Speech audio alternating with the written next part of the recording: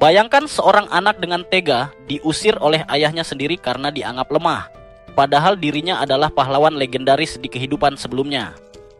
Itulah yang terjadi pada Alan, sang tokoh utama pada anime ini. Semua orang mengira Alan hanyalah orang bodoh tak berguna. Namun kenyataannya, ia adalah pahlawan terkuat yang memilih berpura-pura hidup normal. Dahulu, Alan memang pahlawan terhebat, tetapi ia lelah terus-menerus mengorbankan hidup pribadinya demi menyelamatkan manusia yang menurutnya tak tahu berterima kasih. Saat ajal menjemput, ia berdoa kepada sang dewi yang menangis di sisinya. Ia ingin di kehidupan selanjutnya hidup sebagai manusia biasa. Doa itu dikabulkan. Di kehidupan baru, Alan terlahir sebagai putra seorang bangsawan, namun dianggap pecundang. Suatu pagi, adiknya membangunkan dengan kasar dan memberitahu bahwa ayah mereka memanggil. Sang ayah segera mencaci, menyebut Alan tetap level 1 setelah bertahun-tahun, tidak punya perkembangan, bahkan tak mendapat anugerah ilahi seperti anak bangsawan lain. Tanpa belas kasihan, ia diusir dari keluarga, dianggap noda memalukan. Namun bagi Alan inilah yang ia tunggu. Ia bebas, tak perlu lagi memikirkan beban dunia. Ia berniat bersenang-senang, meski segera menyadari kekuatannya dari kehidupan lama masih tersisa. Saat hendak berkelana, ia mendengar jeritan perempuan. Dari kejauhan, ia melihat dua gadis diserang monster anjing. Sang kesatria tomboy, Beatrice, berusaha menebas mereka. Namun luka para monster sembuh seketika. Ia menyuruh sang putri, Lisa, melarikan diri. Tetapi Lisa menolak meninggalkan temannya. Alan teringat masa kecil, ketika banyak orang meremehkannya. Hanya Lisa yang membelanya. Kenangan itu membuatnya bergerak. Tepat saat Beatrice tumbang dan para monster hendak menghabisi mereka, Alan muncul secepat kilat mencengkeram leher monster. Dengan mata sihirnya, ia menemukan inti energi di tubuh mereka. Seketika, pedang-pedang ethereal muncul di sekelilingnya, menghujani para monster hingga hancur. Lisa dan Beatrice terkejut. Semua orang tahu Alan adalah pecundang, tapi kini ia menyembuhkan luka Beatrice sekaligus memperbaiki armornya. Ia tidak bisa mengungkap rahasia bahwa kekuatannya berasal dari kehidupan sebelumnya. Jadi kedua gadis itu beranggapan ini adalah jenis anugerah ilahi baru yang belum dikenal gereja. Alan kemudian bertanya mengapa seorang putri berada di pedesaan berbahaya. Lisa menjelaskan bahwa saat berdoa, ia mendapat ramalan. Harus pergi ke desa jauh untuk membantu sang pahlawan. Karena itu ia meninggalkan ibu kota bersama Beatrice, pengawal sekaligus salah satu ksatria wanita terkuat. Dalam perjalanan, Lisa tahu bahwa ayah Alan telah mengusirnya karena dianggap lemah. Ia merasa iba tetapi berjanji tidak akan melaporkan pada raja meski tahu betapa bergunanya kekuatan Alan. Sebagai balasan, Alan berjanji menemaninya mencari sang pahlawan. Mereka pun tiba di desa tujuan. Anehnya, tak ada monster berkeliaran, sesuatu yang jarang terjadi. Setelah berkeliling, mereka melihat kerumunan. Seorang gadis berambut pendek dan berdada rata diusir dari rumah tetua desa. Gadis itu adalah Akira, pahlawan baru yang memegang pedang legendaris, pedang yang dahulu milik Alan. Lucunya, Akira bahkan tidak mengenali Lisa. Ia hanya meminta mereka mentraktir makan siang karena lapar. Di penginapan, ia bercerita bahwa ia bertemu seorang anak perempuan yang mengatakan seekor naga hendak memangsanya. Akira menyembunyikan anak itu di gua, lalu mencari informasi ke desa. Namun penduduk menolak bicara dan bahkan mengusirnya. Bagi Alan, ini mencurigakan. Ia menduga para penduduk justru berniat mengorbankan anak itu agar naga melindungi desa, sebab itulah desa aman tanpa gangguan monster. Dugaan ini masuk akal bagi mereka semua. Akhirnya Akira memutuskan mendaki bukit dan menghabisi naga seorang diri. Lisa langsung menawarkan diri ikut sesuai ramalan bahwa ia harus membimbing sang pahlawan. Beatrice tentu ikut melindungi tuannya. Alan sempat ragu, tapi ia tak tega membiarkan mereka menghadapi bahaya sendiri. Jadi ia turut serta. Dalam perjalanan, Akira begitu percaya diri. Ia menyusun rencana. Dirinya akan menghadapi naga dari depan, sementara yang lain memutari gunung dan menyerang dari belakang. Namun Alan tahu pahlawan baru ini terlalu ceroboh. Ia yakin Akira akan kalah jika benar-benar maju sendirian. Karena itu, Alan menawarkan diri maju dari depan, sementara gadis-gadis lain memutari gunung. Akira sebenarnya tahu bahwa kekuatan Alan jauh lebih besar dari yang ia tunjukkan.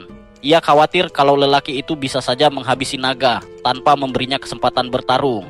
Karena itu, Akira bersikeras maju lebih dulu. Setelah menuntaskan urusan dengan naga, ia berencana menantang Alan untuk duel. Lelaki itu mengangguk setuju. Tanpa ragu, Akira langsung menghadapi naga merah. Begitu ia mendekat, sang naga bangkit dan meluncurkan semburan api raksasa. Dengan gesit, Akira berhasil menghindar lalu melepaskan sihir petir. Namun serangan itu terlalu lemah, hanya membuat naga itu tertawa terbahak. Tiba-tiba, sang naga memperlihatkan seorang gadis kecil yang ternyata sengaja dilepasnya. Tujuannya sederhana, hanya untuk bersenang-senang menakut-nakuti para penduduk desa. Hal ini membuat Akira murka. Dengan segenap tenaga, ia menebas naga itu menggunakan petir. Gerakannya indah, penuh gaya kepahlawanan. Tetapi ketika ia berbalik, ternyata sang naga sama sekali tidak terluka. Sang naga justru menertawakannya, dan dengan sekali tamparan, tubuh Akira terpental tak berdaya. Ia hanya bisa menunggu ajal. Namun tepat saat itu, Alan datang menyelamatkan. Dengan sekali tebasan, ia berhasil memutus salah satu sayap naga dan menjatuhkannya ke tanah. Alan menyuruh para gadis menjauh sementara sang naga meluncur menyerang. Namun Alan hanya mengangkat pedangnya, melepaskan tebasan sihir udara yang langsung menghentikan naga di tempat. Sang naga kebingungan, sebab ia adalah Raja Naga Merah, makhluk terkuat di dunia. Tanpa banyak bicara, Alan menganalisisnya dan bersiap mengakhiri pertempuran. Namun naga itu justru kabur, melompat ke arah para gadis sambil mengancam akan membunuh mereka jika Alan melangkah lebih jauh. Tapi Alan tak peduli. Ia menembus tubuh sang naga dengan pedangnya, melepaskan jurus pamungkas yang menghancurkannya seketika. Kemenangan dirayakan semua orang. Saat itu, Alan menyadari bahwa tanpa dirinya, para gadis ini takkan bisa bertahan sehari pun di dunia kejam ini. Ia pun menunda rencana pensiunnya hingga urusan Lisa selesai. Keesokan pagi, Alan terbangun di bawah pohon dan melihat Lisa menatapnya. Tak jauh dari sana, gadis kecil duduk memperhatikan, sementara Akira dan Beatrice berlatih sparring. Tiba-tiba ia teringat bahwa kemarin Lisa menggunakan sihir penyembuhan tingkat tinggi untuk menyelamatkan Akira. Namun Lisa memohon agar hal itu dirahasiakan, dan Alan berjanji menjaga rahasianya. Tak lama, Akira memanggil Alan, menantangnya bertarung juga. Setelah itu, mereka semua bersiap melanjutkan perjalanan dengan kereta. Tapi Akira memilih berjalan sendiri, membawa serta gadis kecil. Hal ini membuat Alan curiga, hingga ia memperingatkan agar berhati-hati. Sementara itu, di rumah keluarga Alan, ayah dan saudaranya, Brett, membicarakan kegagalan rencana mereka. Rupanya, merekalah dalang serangan anjing iblis, dan bahkan bersekongkol dengan naga untuk membunuh sang pahlawan. Saat Brett berteriak marah, ayahnya menyuruh diam dan memerintahkan seorang pelayan tua untuk mencari tahu keberadaan sang putri. Kembali ke perjalanan, Alan bersama Lisa memasuki sebuah desa yang penuh demi human. Mereka menuju rumah Noel, teman lama Lisa sekaligus pandai besi hebat. Mereka menemukannya tergeletak karena kelelahan. Setelah disembuhkan, Lisa meminta dibuatkan pedang baru untuk Alan, sebab pedangnya patah saat melawan naga. Awalnya Noel menolak karena sibuk, namun setelah memeriksa pedang patah itu, ia sadar bahwa senjata itu hanya bisa rusak karena digunakan dengan sempurna hingga batas terakhirnya. Ia pun berubah pikiran, setuju membuatkan pedang, lalu mengusir mereka agar bisa bekerja tenang. Malamnya, mereka mencari penginapan. Tanpa mereka sadari, ada seorang gadis berpakaian aneh yang mengawasi, bekerja untuk pelayan tua tadi. Ia melapor, meski bingung karena seharusnya hanya ada satu pengawal wanita bersama Lisa, bukan seorang pria seperti Alan. Keesokan harinya, Alan pergi ke Guild Petualang untuk menjual sisik naga merah. Sang resepsionis, seorang demi-human berbulu, terkejut luar biasa karena belum pernah melihat sisik naga merah. Teriakannya menarik perhatian pelayan tua dan bawahannya. Mereka menghampiri Alan dan menanyai asal-usul sisik itu. Dengan tenang, Alan menjawab bahwa ia dan kelompoknya mengalahkan Raja Naga Merah. Pelayan tua menggunakan kemampuan khusus untuk mengecek level Alan, terkejut karena ia hanya level 1. Ia pun curiga sang pahlawanlah yang menghabisi naga itu. Setelah mendengar pengakuan jujur Alan, pelayan tua merasa puas. Namun bawahannya masih ragu. Ia yakin ada sesuatu yang disembunyikan lelaki itu. Keesokan paginya, Alan bersama rombongannya kembali ke rumah Noel untuk memastikan keadaannya. Namun, mereka menemukan sang elf tergeletak tak sadarkan diri. Dengan sigap, Lisa membantu menyadarkannya. Setelah tenang, Noel memberi kabar bahwa pedang yang dipesan Alan telah selesai. Alan mengambil pedang ramping berwarna biru itu. Dengan takjub, ia mengakui pedang itu adalah salah satu yang terbaik yang pernah ia lihat.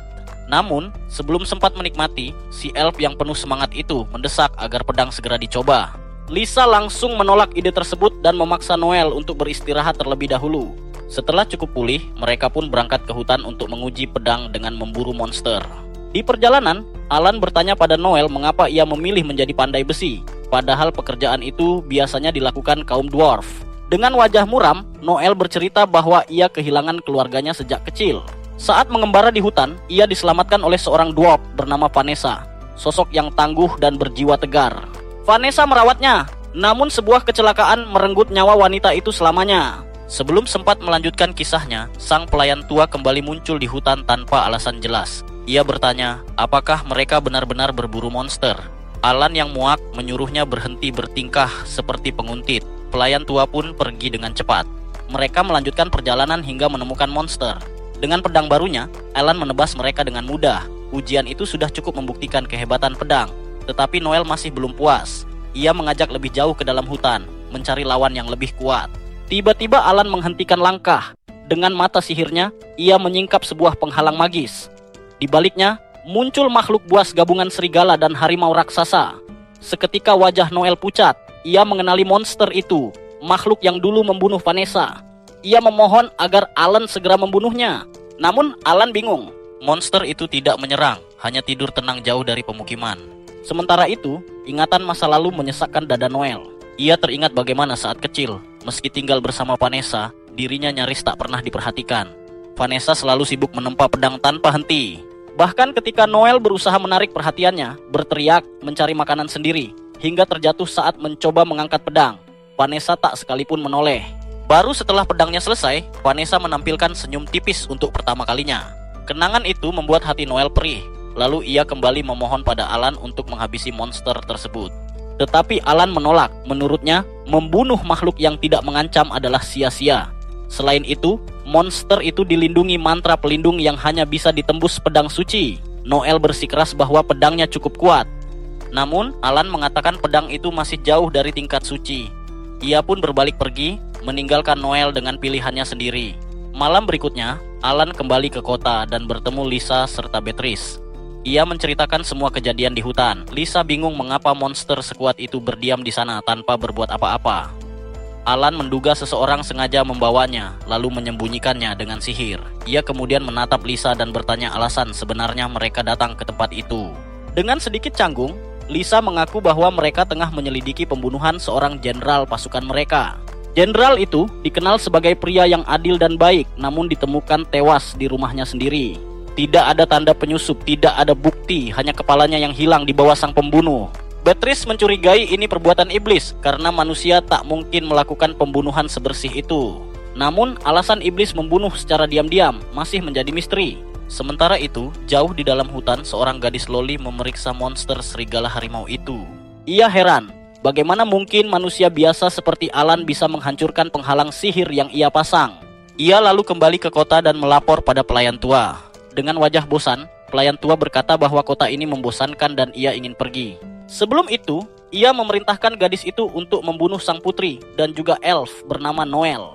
Gadis itu terkejut, namun sebelum sempat membantah, sebuah kalung budak muncul di lehernya. Pelayan tua menatapnya tajam, memastikan bahwa ia tidak punya pilihan lain selain menuruti perintah. Malam itu, Noel kembali bekerja mengolah pedang setelah Alan memberinya banyak informasi tentang kelemahan bilah sebelumnya. Kali ini, tekadnya bulat, ia ingin menciptakan pedang yang tak tertandingi. Seperti dulu Vanessa, ia terus menempa logam, namun tubuhnya akhirnya kelelahan dan ia tertidur di tempat. Dalam tidurnya, mimpi buruk itu kembali hadir. Ia menyaksikan peristiwa mengerikan saat rumah mereka diserang serigala raksasa bersama sang pelayan yang ingin melenyapkan Vanessa, hanya karena ia berusaha membuat pedang yang bisa menyaingi harta suci. Serigala itu mendorongnya hingga terhempas, namun ia masih mampu berdiri dan menyerang balik. Sayang, pedangnya hancur seketika saat menyentuh tubuh monster itu. Lalu taring tajam serigala mencabiknya. Saat monster hendak menghabisinya, kilatan petir besar menyambar, dan sang pahlawan muncul di hadapan Noel. Serigala mencoba menyerang, tapi pahlawan itu kembali menyetrumnya. Meski tubuh monster nyaris tak terguncang, pedang suci pahlawan berhasil menorehkan luka di wajahnya.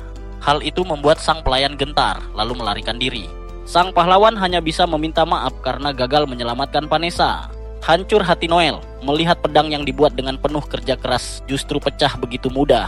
Ia menangis, bersumpah akan menempa pedang yang lebih hebat dari pedang suci. Keesokan paginya, ia terbangun dengan tubuh lebih ringan. Ia sempat mengira Lisa yang menyembuhkannya, namun ternyata diam-diam Alan lah yang menolongnya di malam hari. Hari itu, Noel menyelesaikan pedangnya. Percaya diri, ia keluar di malam hari seorang diri, berniat membunuh sang serigala. Namun monster itu segera menyadari kehadirannya dan menghantamnya hingga terlempar ke pohon. Hampir saja ia roboh ketika sang pelayan muncul memuji daya tahannya. Dengan nekat ia menyerbu lagi, tapi gerakan cepat monster membuatnya ditendang dari belakang. Sang pelayan menyuruhnya mengucapkan doa terakhir, hingga tiba-tiba Alan muncul dan menebas serigala itu. Pelayan itu justru tertawa karena ternyata rencananya adalah menyerang kamar sang putri. Namun, berkat penghalang buatan Alan, penyusup itu terlihat jelas. Beatrice dan Lisa segera menghadang. Beatrice sempat mendesak lawan, namun sang putri menghentikannya.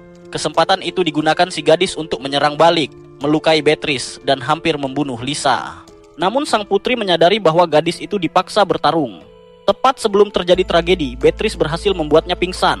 Sementara itu, sang pelayan memerintahkan serigala membunuh Noel dan Alan. Namun berbeda dari dulu, pedang Alan mampu membelah monster itu tanpa patah. Serigala mati seketika, membuat pelayan pengecut itu kabur. Alan lalu menggendong Noel kembali ke kota, di mana mereka bertemu dengan Lisa untuk menginterogasi gadis tawanan. Dari situ terungkap ia hanyalah budak yang diperbudak sejak desanya dihancurkan sang pelayan. Cerita itu membuat Noel teringat masa lalunya sendiri. Seperti dulu Vanessa membawanya pulang, kini ia melakukan hal sama. Ia melepaskan belenggu gadis itu, berjanji akan memberinya rumah dan keluarga baru. Gadis itu menangis bahagia, sementara sebagian besar masalah terselesaikan. Meski begitu, Alan belum tenang. Ia berniat mengakhiri sang pelayan selamanya. Ia pergi sendirian ke hutan, namun ternyata sang pelayan sudah ditemukan lebih dulu oleh iblis, lalu dibunuh. Perintah pembunuhan itu datang dari ayah Alan sendiri, yang ternyata dalang di balik kematian jenderal kerajaan. Ia bahkan menyewa iblis untuk melenyapkan sang pahlawan dan putri. Namun sang putra menyela, menyatakan bahwa ia sendiri yang ingin menghadapi mereka. Sementara itu, di bengkel Noel, mereka masih mencari petunjuk pembunuhan sang jenderal. Tak ada hasil, hingga Noel menceritakan sebuah legenda tentang desa dekat sana, di mana hantu berzirah perak muncul di kuburan tiap malam. Beatrice ketakutan seperti anak kecil mendengar cerita itu, membuat yang lain menertawakannya. Meski begitu, Lisa memutuskan menyelidiki, dan Alan setuju, sebab bisa jadi cerita itu berkaitan dengan sihir iblis. Malam harinya, mereka pun berangkat menuju desa itu, hanya untuk menemukan penduduknya sibuk mempersiapkan perayaan Halloween. Lisa bertanya kepada para penduduk desa apakah mereka pernah melihat seorang pria berzirah perak. Namun, tak seorang pun yang pernah menyaksikan sosok seperti itu. Jawaban itu membuat Lisa kecewa. Alan lalu menyarankan agar mereka memeriksa kuburan desa karena tempat itu tidak disebutkan dengan jelas sebelumnya. Mereka pun menuju ke sana, tapi kuburan ternyata kosong. Meski begitu, Beatrice tetap waspada. Begitu ia mendengar suara dedaunan berdesir, ia segera menoleh, menduga musuh sedang mengintai. Namun, yang muncul hanyalah seorang pria bermata putih seluruhnya. Tanpa rasa curiga, mereka mengikuti pria itu hingga ke rumah kepala desa. Di sana, kepala desa membantah pernah melihat hantu berzirah perak di wilayahnya. Sebagai gantinya, ia mengundang mereka untuk menginap 2 hari dan menyaksikan festival yang akan digelar esok. Alan langsung menerima tawaran itu, dan kepala desa pun mengatur tempat tinggal mereka. Malam itu, saat beristirahat di kamarnya, Lisa bermimpi tentang masa kecilnya. Ia melihat pamannya, seorang ksatria sekaligus pengawal yang sangat ia sayangi. Namun tidurnya terganggu oleh suara lantai berderit. Ia berjalan keluar dan mengintip dari jendela. Betapa terkejutnya ia melihat ksatria berzirah perak yang sangat mirip dengan pamannya. Ksatria itu berjalan menjauh dan Lisa mengejarnya hingga ke kuburan. Namun, sosok itu lenyap digantikan oleh para zombie yang bangkit dari tanah. Lisa berteriak ketakutan sampai akhirnya Alan membangunkannya. Rupanya itu hanya mimpi buruk. Meski begitu, rasa takut dan kesepiannya belum hilang. Ia pun memeluk Alan erat-erat, meminta agar tetap seperti itu sejenak. Hari berganti. Malam berikutnya, warga desa mengenakan kostum hantu untuk merayakan Halloween. Mereka menyalakan api unggun besar dan menari mengelilinginya. Alan dan para gadis menyaksikan suasana meriah itu, hingga pria bermata putih yang mereka lihat kemarin muncul kembali dan mengajak mereka bergabung. Lisa menolak halus dengan alasan lelah, lalu meminta Alan dan Beatrice ikut meramaikan festival. Namun, Alan curiga ada sesuatu yang janggal di desa itu. Ia pun memakai mata sihirnya untuk meneliti keadaan. Setelah memastikan tidak ada ancaman langsung, ia menuruti permintaan Lisa dan berlari ke arah warga yang menari, ditemani Beatrice. Kini tinggal Lisa seorang diri. Tiba-tiba asap misterius melintas di hadapannya, disusul suara pamannya yang terdengar samar. Ia menoleh dan melihat sosoknya di balik kerumunan. Bergegas ia berlari, menembus keramaian, hingga akhirnya memasuki hutan gelap. Asap semakin pekat dan ksatria berzirah perak itu benar-benar muncul. Ia memang pamannya. Dengan lembut, ia memperingatkan Lisa bahwa hutan di malam hari sangat berbahaya. Namun, Lisa hanya tersenyum dan berkata ia tak takut karena pamannya ada di sisinya. Ingatannya pun kembali pada masa lalu saat kereta mereka diserang monster di pegunungan. Sang paman dengan gagah melawan, meski akhirnya terluka parah dan terjatuh bersama monster ke sungai. Sejak itu Lisa tak pernah lagi melihatnya, tapi ia selalu percaya pamannya masih hidup. Sekarang, ia bertanya kemana pamannya selama ini. Sang ksatria menjawab bahwa ia hidup dalam kebencian, menunggu waktu untuk membalas dendam pada keluarga kerajaan. Ia mengaku bahwa ayah Lisa, sang raja, berusaha membunuh putrinya sendiri. Menurutnya, sang raja takut pada orang-orang yang terlahir dengan bakat khusus, para utusan Tuhan yang dianggap ancaman bagi kerajaan. Termasuk diantaranya adalah pahlawan agung, sang jenderal, dan Lisa sendiri yang memiliki kekuatan seorang saint. Sang ksatria lalu mengulurkan tangan, meminta Lisa bergabung dengannya untuk menjatuhkan ayahnya. Lisa terdiam.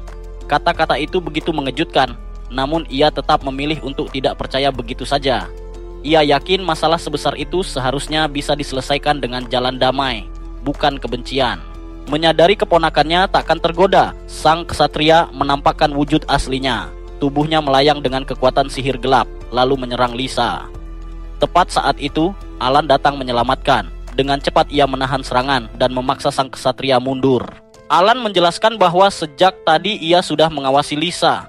Ia tahu sang ksatria tengah dikendalikan iblis. Dengan kekuatan sihirnya, Alan mematahkan kutukan itu. Sang ksatria pun bebas dari kendali jahat. Lisa cemas, tapi pamannya menenangkannya. Ia mengaku sebenarnya sudah lama mati dan hanya dipaksa menyerang keponakannya karena kutukan iblis. Ia juga berkata bahwa semua perkataannya soal raja ingin membunuh Lisa hanyalah kebohongan. Sebelum lenyap, ia berterima kasih kepada Alan karena telah membebaskannya, lalu berpesan agar ia menjaga Lisa dengan segenap tenaga. Namun sebelum pergi, ia mengajukan satu permintaan terakhir pada Alan, sebuah tantangan untuk bertarung dengannya. Alan menerimanya dengan lapang dada. Tanpa menunggu lama, ksatria langsung menyerang lebih dulu. Alan menahan serangan awal itu dan keduanya pun saling beradu pedang, memperlihatkan kemampuan mereka yang luar biasa. Dari kejauhan, Lisa memperhatikan. Ingatannya kembali pada janji pamannya dulu, yang bersumpah akan melindunginya dari segala bahaya, sampai ada seseorang yang lebih kuat darinya hadir di sisinya. Hari itu, janji lama itu akhirnya terpenuhi. Setelah dikalahkan, ksatria terbaring di pangkuan Lisa. Dengan napas terakhirnya, ia memintanya berhenti menangis. Ia mengaku bahwa Lisa selalu ia anggap seperti anak sendiri dan berharap kebahagiaan abadi untuknya. Sesaat kemudian, ia menghembuskan napas terakhir. Malamnya, Alan berdiri di atas tembok benteng mengawasi desa.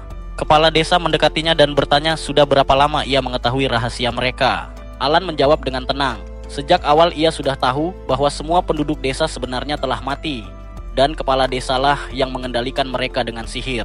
Meski begitu, ia tak ingin mengganggu kedamaian palsu itu. Namun kepala desa tak berniat hidup dalam belas kasih Alan, karena ia bukan manusia, ia adalah iblis.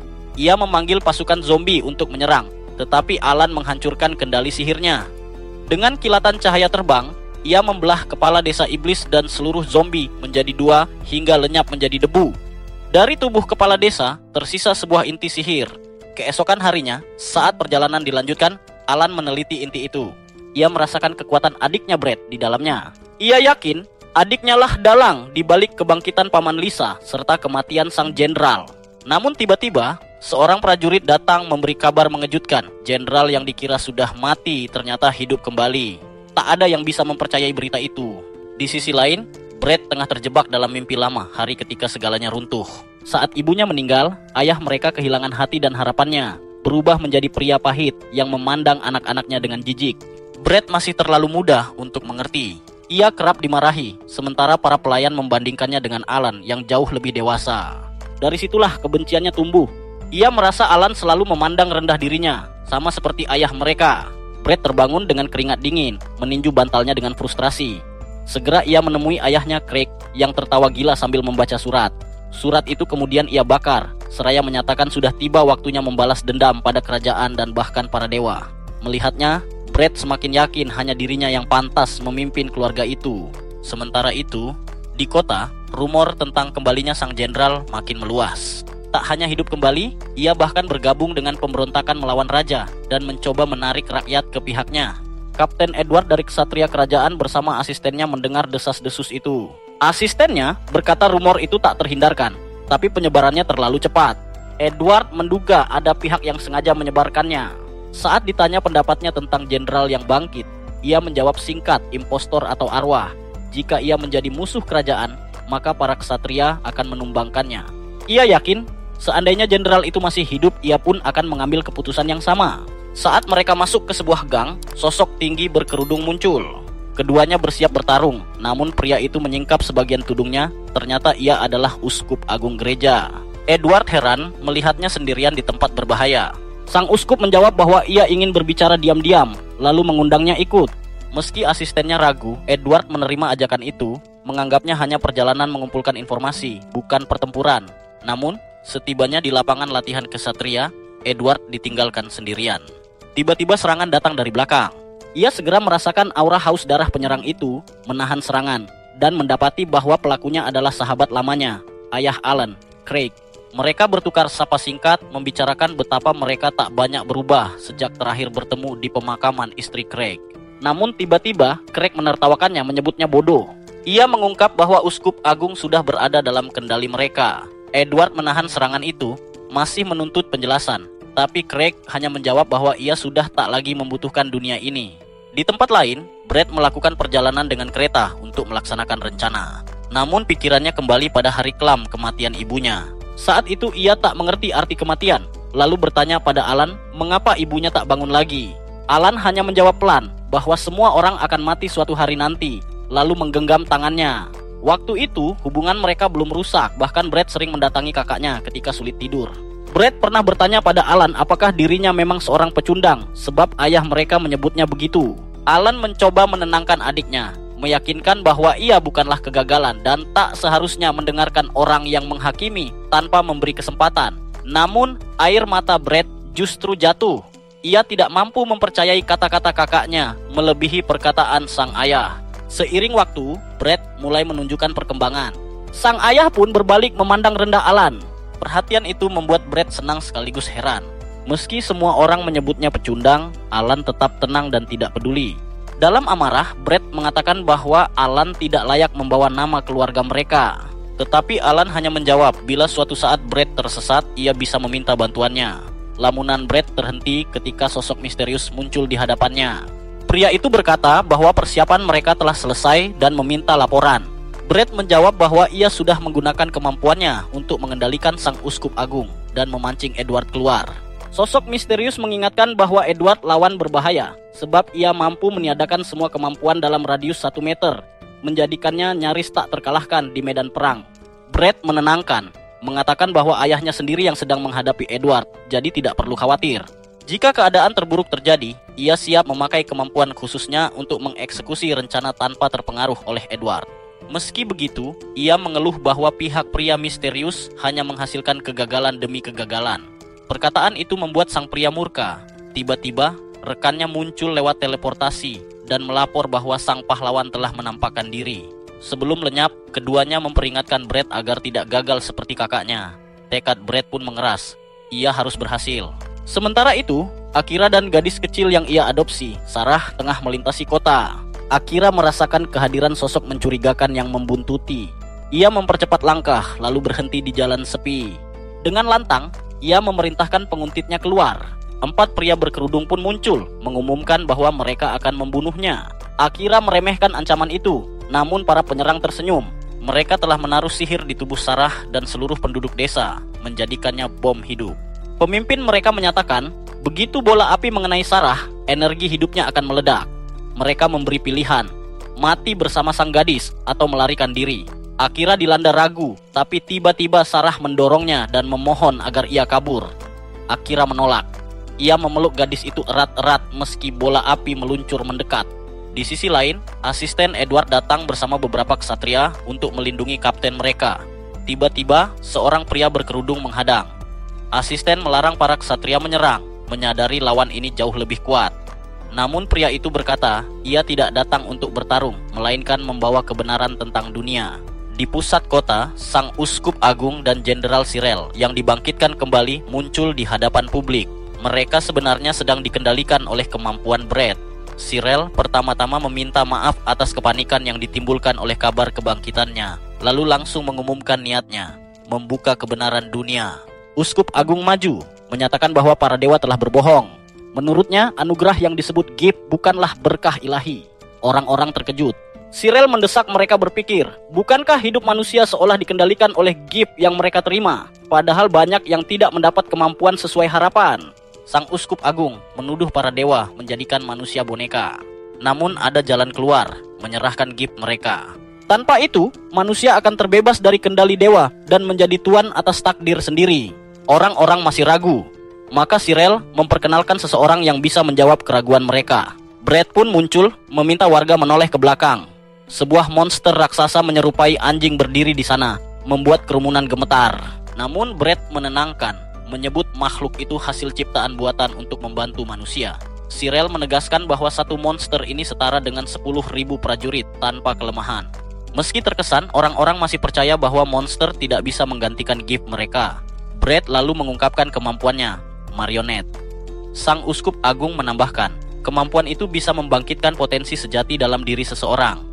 Dengan kata lain, meski menyerahkan gift, mereka akan jauh lebih kuat lewat usaha sendiri. Dunia akan memasuki era baru. Perlahan, kerumunan mulai percaya. Namun muncul pertanyaan, apa yang akan terjadi setelah Brett meninggal? Brett sudah menyiapkan jawabannya. Ia memanggil salah satu rekannya untuk menjawab. Pria itu membuka kerudung, menampakkan wajah iblis. Kepanikan melanda massa, tapi Brett menenangkan. Ia mengaku telah menjalin hubungan persahabatan dengan kaum iblis. Di tengah kerumunan, Brett berdiri penuh keyakinan.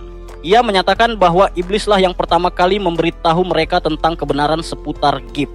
Menurutnya, iblis jugalah yang bisa membantu mereka melepaskan diri dari belenggu itu. Dengan lantang, ia berkata bahwa manusia tidak memerlukan gift untuk hidup dengan baik. Kata-katanya membuat orang-orang bersorak setuju, menganggapnya sebagai kebenaran.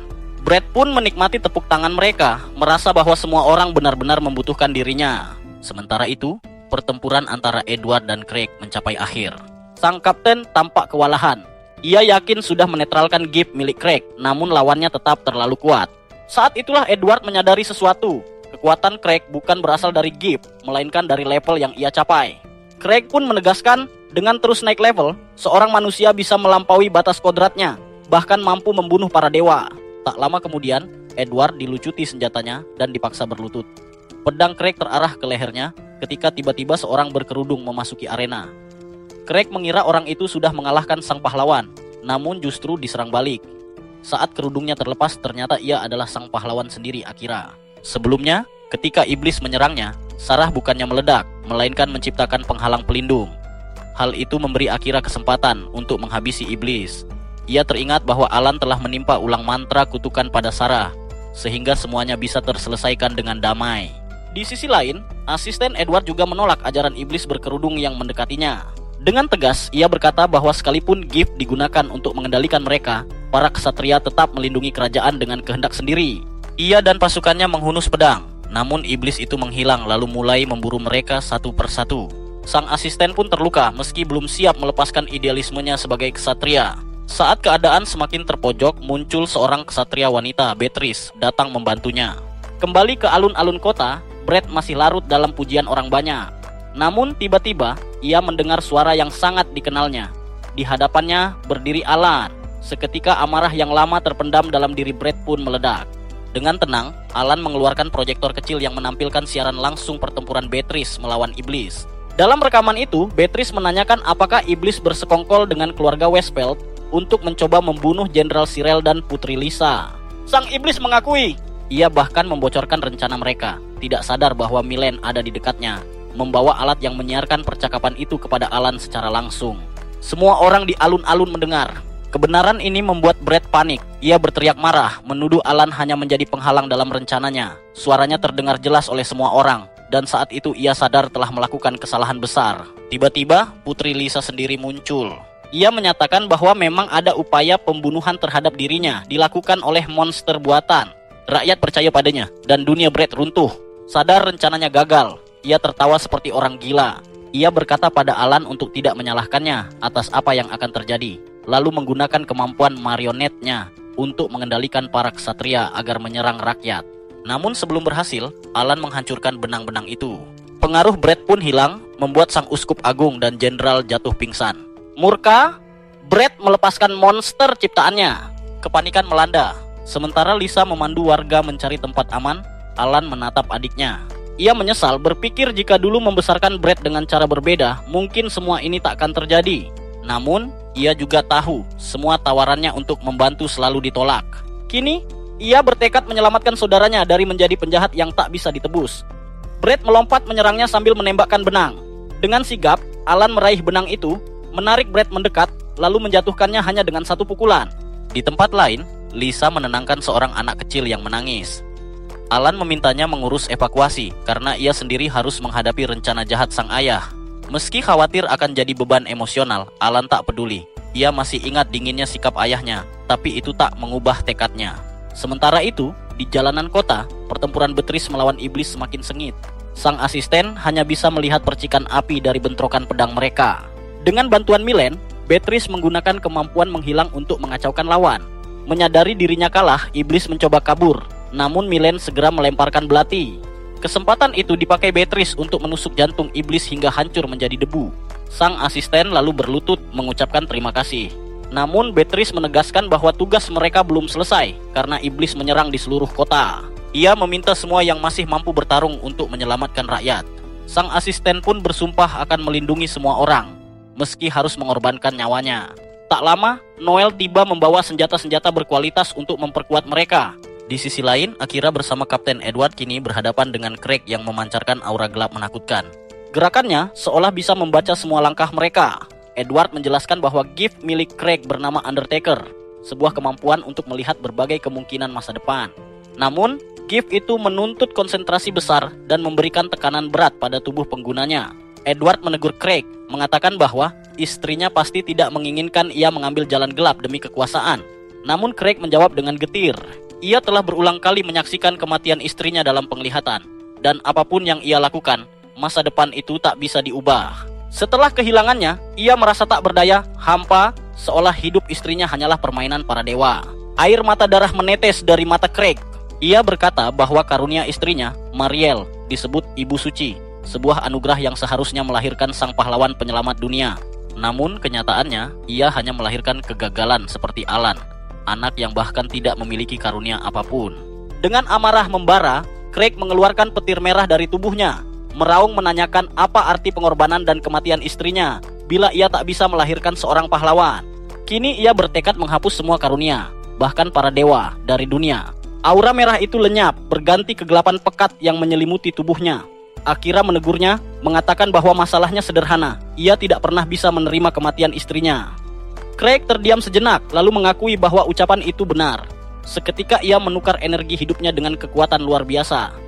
Ia melepaskan semburan sihir kegelapan ke arah Akira. Akira menangkis dengan kilatan petir, keduanya seimbang.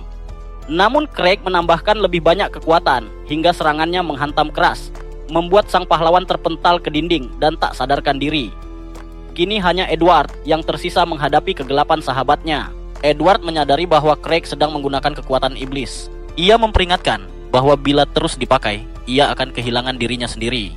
Tapi Craig tak peduli dan kembali menghantamnya dengan cahaya gelap. Edward merasakan kegelapan itu mencekik dan menelannya. Tiba-tiba ia mendapati dirinya berada di dunia aneh, di mana gelembung hitam berisi kenangan pahit Craig bermunculan dari lautan kelam. Air mata mengalir dari Edward. Ia meminta maaf karena tak pernah memahami rasa sakit sahabatnya. Saat itu, aura hitam di tubuh Craig lenyap. Edward sempat mengira ia berhasil menyelamatkan sahabatnya dengan kekuatan persahabatan. Namun dalam sekejap, Craig menusuk jantungnya. Edward terjatuh dan tewas di tempat. Akira yang baru sadar terkejut menyaksikan kejadian itu.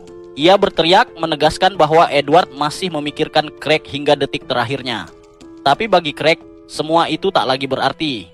Ia menatapnya dingin dan berkata, "Kini gilirannya untuk mati." Ia melancarkan serangan gelap ke arah Akira. Namun saat Akira membuka mata, ia mendapati seseorang berdiri di depannya menahan serangan itu. Sosok itu adalah Alan. Melihat putranya yang dianggap gagal berdiri di hadapannya, Craig murka. Alan menjawab tenang, mengatakan bahwa ia pun lebih berharap ada orang lain yang menjalani peran ini. Aura gelap semakin menebal di sekitar Craig. Ia menatap anaknya dengan benci, menyebutnya duri dalam daging sejak lahir. Sihir kegelapannya ditembakkan, namun Alan mampu menahannya dengan mudah. Craig terkejut, serangan yang dipenuhi kebencian itu seharusnya tak bisa dipatahkan begitu saja. Ia bertanya, siapa sebenarnya anak yang ia sebut kegagalan ini? Alan menjawab sederhana, ia memang seorang gagal, tapi tetap ada orang yang tak bisa ia abaikan. Ibunya pasti ingin ia menolong semua orang juga. Dengan itu, Alan melepaskan aura bercahaya yang menyilaukan. Craig semakin marah, melarang anaknya menyebut nama istrinya. Kebencian dan kegelapan makin meluap, ia melepaskan semburan sihir gelap yang dahsyat. Alan nyaris tak mampu menahannya. Dalam tekanan itu, ia tiba-tiba melihat dirinya tenggelam di dalam lautan kesedihan ayahnya. Ia menyaksikan kenangan kematian dan pemakaman ibunya, juga detik-detik kelahirannya sendiri. Saat itu, ia benar-benar menyadari betapa dalam cinta kedua orang tuanya. Namun ia tak bisa membiarkan ayahnya menghancurkan dunia. Alan melepaskan seluruh kekuatan, menyingkirkan kegelapan yang menyelubunginya. Dengan jurus pamungkas, ia memanggil pedang-pedang ethereal dan menghunuskannya ke arah Craig. Serangan itu menghantam telak. Awalnya Craig tampak baik-baik saja, tapi tubuhnya mulai gemetar. Luka parah membuatnya jatuh berlutut. Ia batuk darah, menggenggam pedangnya, dan dengan amarah terakhir menyebut, Alan, tetaplah kegagalan. Lalu ia melepaskan kekuatan penuhnya sekaligus, menciptakan tornado gelap yang melahap sekelilingnya. Langit mendung, awan hitam menyelimuti kota, membuat penduduk panik. Mereka ketakutan, mengira kiamat telah tiba. Namun Lisa menenangkan mereka, meminta untuk percaya pada Alan. Di arena latihan, badai kegelapan itu makin mengamuk. Akira berbisik bahwa kekuatan itu sudah melampaui manusia. Alan tahu ia tak punya pilihan lain. Ia berlari menuju ayahnya, tubuhnya dipenuhi sihir pekat. Dengan jurus pamungkas kilat, ia menembus tornado gelap itu. Tetapi tentakel kegelapan muncul, melilit tubuhnya. Ia kembali masuk ke dalam pikiran ayahnya, berhadapan dengan sebuah bola hitam pekat yang memenjarakan Craig. Dari dalam bola itu, terdengar erangan kesakitan. Alan mengerti. Ayahnya hanyalah tawanan dari kebencian dan keputusasaan. Ia sendiri pun pernah terbelenggu masa lalu, sehingga bisa memahami perasaan itu. Karena itulah ia memilih untuk membebaskan ayahnya. Dengan tekad bulat, ia menusukkan pedangnya ke bola kegelapan itu. Seketika, cahaya terang memancar menjulang tinggi ke langit. Di hadapan Craig, pilar cahaya mulai melebar, menelan apa saja yang ada di jalurnya. Bersamaan dengan itu, kegelapan yang menyelubunginya di dunia nyata perlahan memudar. Dari cahaya hijau, sosok Craig muncul kembali, tubuhnya rusak parah. Seekor kupu-kupu mistis berkilau turun dan hinggap di tangannya. Saat itu juga, tubuh Craig mulai hancur perlahan, meninggalkan kehampaan. Di detik terakhirnya, Craig menyadari satu hal. Anak yang selalu ia anggap gagal, akhirnya menerima takdirnya. Tak lama setelah itu, Alan dipanggil menghadap raja. Atas jasanya dalam perang besar, ia dianugerahi gelar Adipati Westfeld. Namun dengan hormat, Alan menolak. Raja menerimanya dengan tenang. Saat berjalan kembali ke ruang kerjanya, sang asisten bertanya apakah keputusan itu tepat. Raja hanya teringat pada seorang anak kecil yang dulu ia gendong, dengan penuh semangat bercerita tentang Alan. Baginya, pemuda itu bukan hanya penyelamat negeri, tapi juga penyelamat putri tercintanya. Memberinya kebebasan adalah hal paling kecil yang bisa ia lakukan. Sementara itu, Alan bersiap pergi bersama Noel dan Milen. Tiba-tiba Lisa berlari menghampiri, meminta ikut. Mereka terkejut, karena seorang putri tak boleh meninggalkan istana sembarangan. Namun Lisa menegaskan bahwa dirinya kini adalah Lisa Westfeld, pewaris wilayah tersebut. Mau tak mau, Alan menerimanya. Noel lalu bertanya tentang Beatrice, pengawal kerajaan. Lisa menjawab bahwa karena dirinya kini bukan bagian langsung dari keluarga kerajaan, Beatrice tak bisa lagi melayaninya. Meski begitu, gadis itu tetap mencari celah agar bisa tetap berada di sisinya. Saat ditanya apakah ia baik-baik saja tanpa Beatrice, Lisa hanya tersenyum, merasa jauh lebih aman bila bersama Alan. Mereka pun naik kereta, memulai kehidupan baru. Namun tanpa mereka sadari, ada seseorang lain di dunia ini yang memiliki kekuatan seperti Alan. Ia mengenalnya dan bertekad mencari tahu alasan Alan bereinkarnasi di dunia ini. Beberapa malam kemudian, Alan bermimpi tentang kehidupan lamanya. Dalam mimpi itu, seorang malaikat bersayap menangis di samping ranjang kematiannya. Ia meminta maaf, merasa bersalah karena tak pernah menjadikannya pahlawan. Dengan air mata, ia berterima kasih karena Alan telah menyelamatkan dunia sebelum menanyakan permintaan terakhirnya. Dari sana Alan terbangun. Pagi harinya, ia turun ke dapur, mendapati Lisa sedang menyiapkan sarapan. Tak lama, Noel masuk hanya dengan pakaian dalam. Lisa panik. sementara Alan menegurnya agar berpakaian sopan. Dengan santai, Noel hanya berkedip nakal, mengingatkan bahwa Alan pernah melihatnya dalam keadaan lebih buruk. Keadaan makin kacau ketika Lisa menuntut penjelasan. Alan buru-buru menjelaskan bahwa bengkel Noel terlalu panas, jadi ia melepas beberapa pakaian. Saat mereka mulai makan, Noel menuntut Alan menepati janji menguji senjata barunya. Lisa juga mengingatkan bahwa ia harus membantu mengurus dokumen. Belum lagi Milen, yang menunggu janji tidur siang bersamanya. Alan kewalahan, lupa dengan semua janjinya. Belum selesai masalah, seorang gadis dari Guild Petualang datang, membawa tumpukan permintaan misi. Ia berusaha menyeret Alan pergi, tapi Lisa dan lainnya menahannya. Akhirnya mereka berebut perhatian, membuat Alan malu bukan main. Hari-hari itu melelahkan baginya, hingga suatu ketika ia mengumumkan rencana bepergian ke Kekaisaran Victor, berharap bisa menetap di sana bila menemukan tempat yang cocok. Lisa kurang senang, sementara Noel menjelaskan tentang kekaisaran yang terkenal dengan para pandai besi kurcaci. Ia berniat ikut dan Milen pun bersikeras ikut juga. Meski ragu, Alan akhirnya mengizinkan. Lisa seharusnya tinggal untuk mengurus wilayah, namun ia dengan licik menyerahkan tugas pada Beatrice agar bisa ikut. Saat ditanya apakah itu bijak, ia menjawab bahwa sebagai Adipati Westfeld baru, ia harus menyelidiki niat sebenarnya Kekaisaran Victor. Meskipun bersahabat, sang kaisar terkenal ambisius. Dalam perjalanan melalui jalan pegunungan, Noel mengeluh tentang medan kasar. Tiba-tiba, Alan menghentikan kereta. Sekawanan serigala pasir menghadang. Tanpa ragu, ia melompat dan menghabisinya dalam hitungan detik. Meski menang, hatinya curiga bahwa ada yang sengaja mengirim monster itu. Beberapa hari kemudian, mereka tiba di kota besar pertama Kekaisaran Victor. Meski ramai, Alan merasa suasana penuh tekanan karena banyaknya penjaga. Di tengah keramaian, ia tak sengaja bertabrakan dengan seorang gadis berambut merah. Seketika ia mengenalinya, Hina. Gadis itu juga terkejut bertanya mengapa Alan ada di sini. Dengan nada datar, ia balik bertanya, apa yang sedang dilakukan putri seorang marki kekaisaran di tempat ini, seorang diri tanpa pengawal. Hina merasa malu dan meminta Alan melepaskannya. Ia pun menurut, namun gadis-gadis Alan segera merasa cemburu karena kedekatannya dengan Hina. Saat itu, Lisa menyadari bahwa ia mengenalnya. Dengan gugup, Lisa berbohong bahwa mereka sedang berwisata, tetapi kebohongannya cepat terbongkar. Meski begitu, Hina tidak menginterogasi. Ia hanya memberi nasihat serius. Kondisi kekaisaran sedang kacau, satu percikan kecil bisa memicu bencana besar. Karena itu, ia meminta Alan dan para gadisnya kembali ke negeri mereka sebelum terlambat. Ia bahkan mengungkapkan bahwa Ksatria Serigala Hitam, pasukan paling ditakuti di Kekaisaran, kini mendapat wewenang penuh untuk bertindak atas perintah langsung Kaisar. Hina memperingatkan mereka agar menjauhi kesatria itu dengan segala cara, lalu segera pergi. Alan menyadari ada yang aneh. Ia memutuskan mengejar Hina, meninggalkan gadis-gadisnya. Ia berhasil menyusulnya, dan terkejut saat tahu bahwa Hina sebenarnya adalah malaikat bersayap yang pernah muncul dalam mimpinya.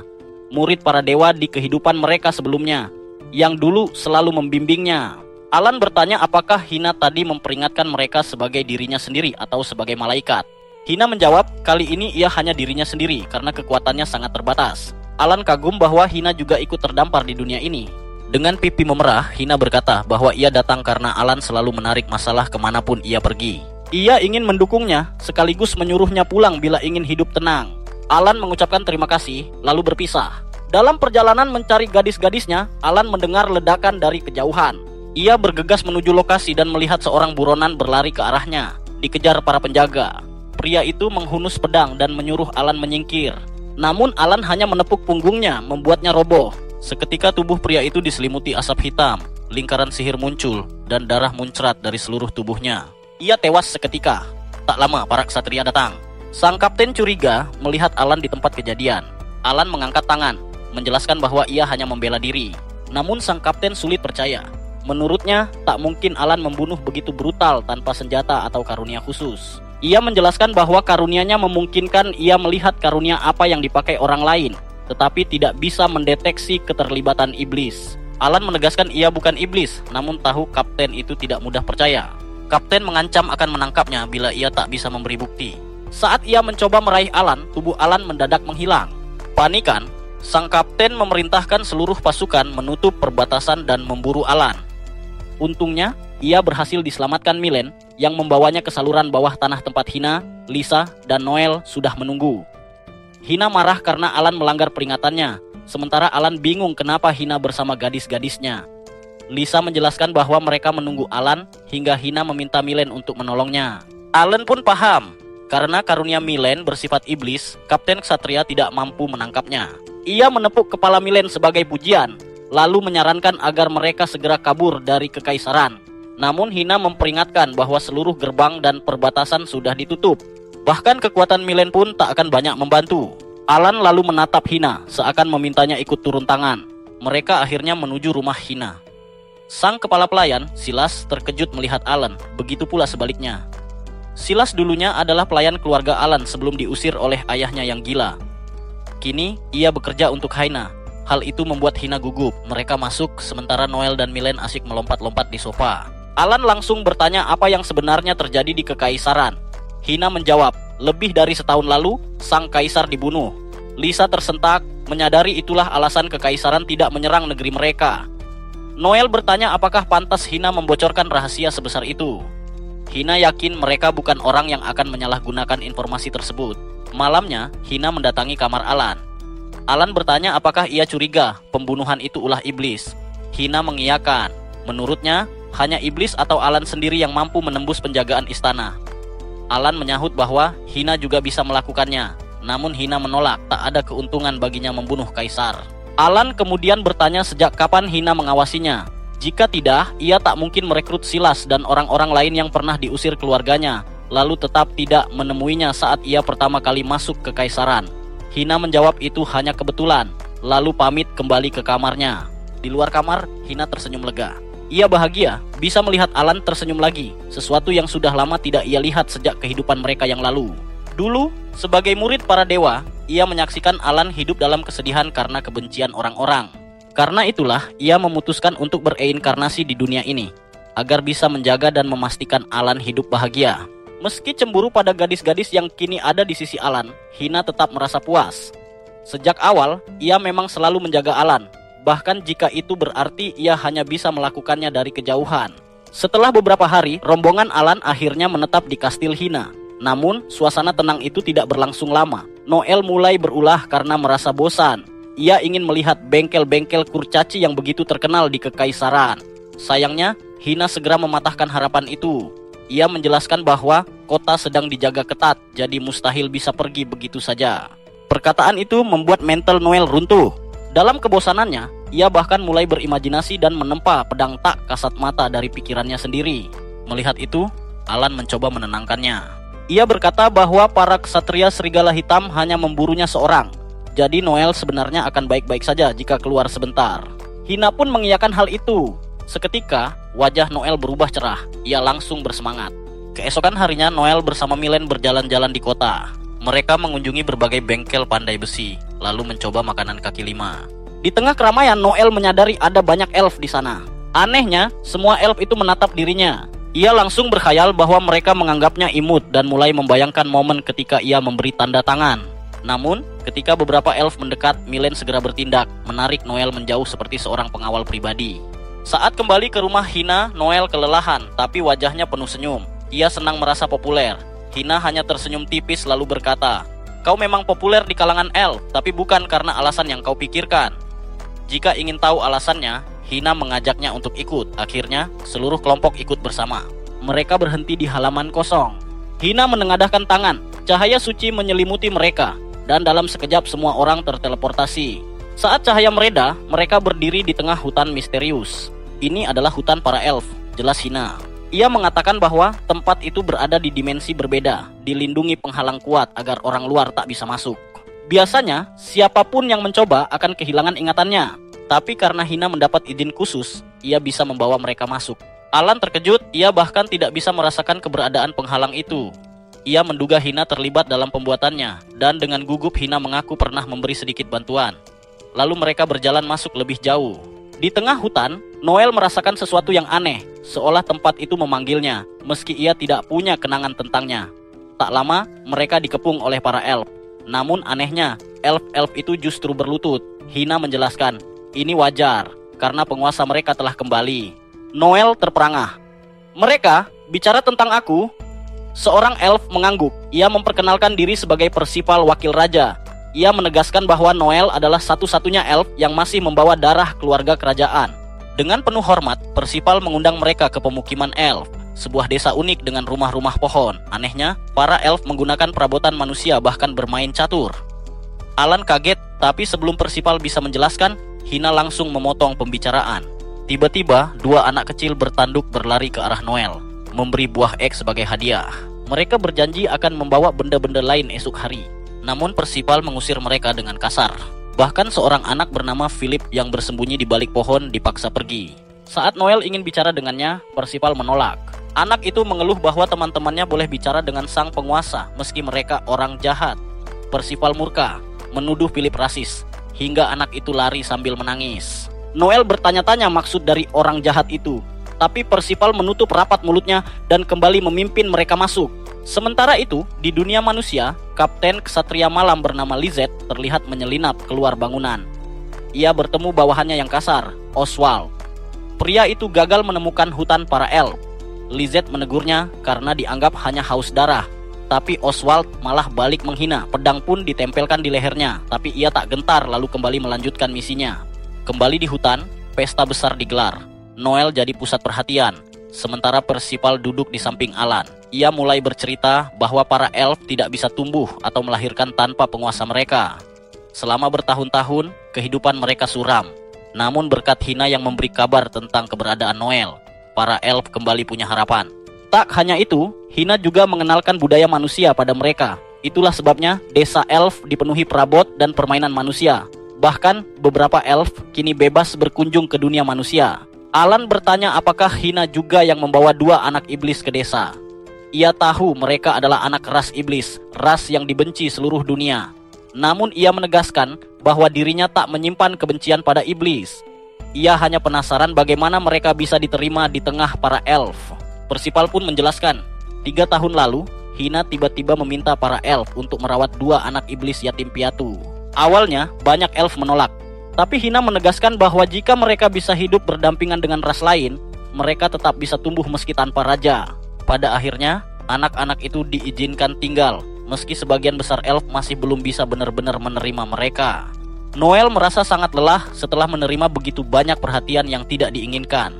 Ia kesal dengan sikap para elf yang terlalu memaksa.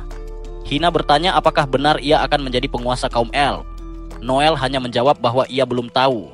Melihat suasana makin suram, Allen menyarankan agar mereka beristirahat. Diam-diam ia memberi isyarat kepada Hina untuk menemuinya nanti. Sementara itu, Noel sendirian di ruang tamu, termenung. Ia telah mencapai ambisi mentornya, Vanessa, dengan menempa pedang terakhir. Namun kini ia tak lagi punya tujuan. Diliputi kebingungan, ia memutuskan berjalan keluar mencari udara segar. Saat menatap bulan, Alan memperhatikannya dari jendela. Tak lama Hina datang menemui Alan.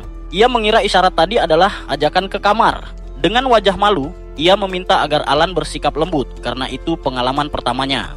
Namun Alan menolaknya mentah-mentah dan menyuruhnya pergi. Marah, Hina melampiaskan kekesalannya. Setelah emosi mereda, ia bertanya apa yang sebenarnya Alan inginkan. Lelaki itu menjawab, ia ingin tahu soal anak-anak iblis.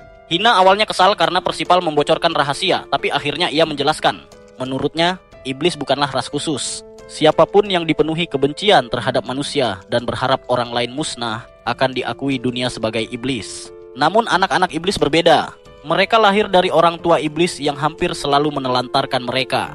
Sejak lahir mereka diburu dan dibenci, sehingga kebencian dan sifat iblis tumbuh makin kuat. Untuk bertahan hidup mereka terpaksa membunuh, memicu siklus kebencian tanpa akhir. Hina mengaku pernah menemukan dua anak iblis saat dikejar manusia, lalu ia menolong mereka. Mendengar itu, Alan tersenyum karena sesuai dengan dugaannya.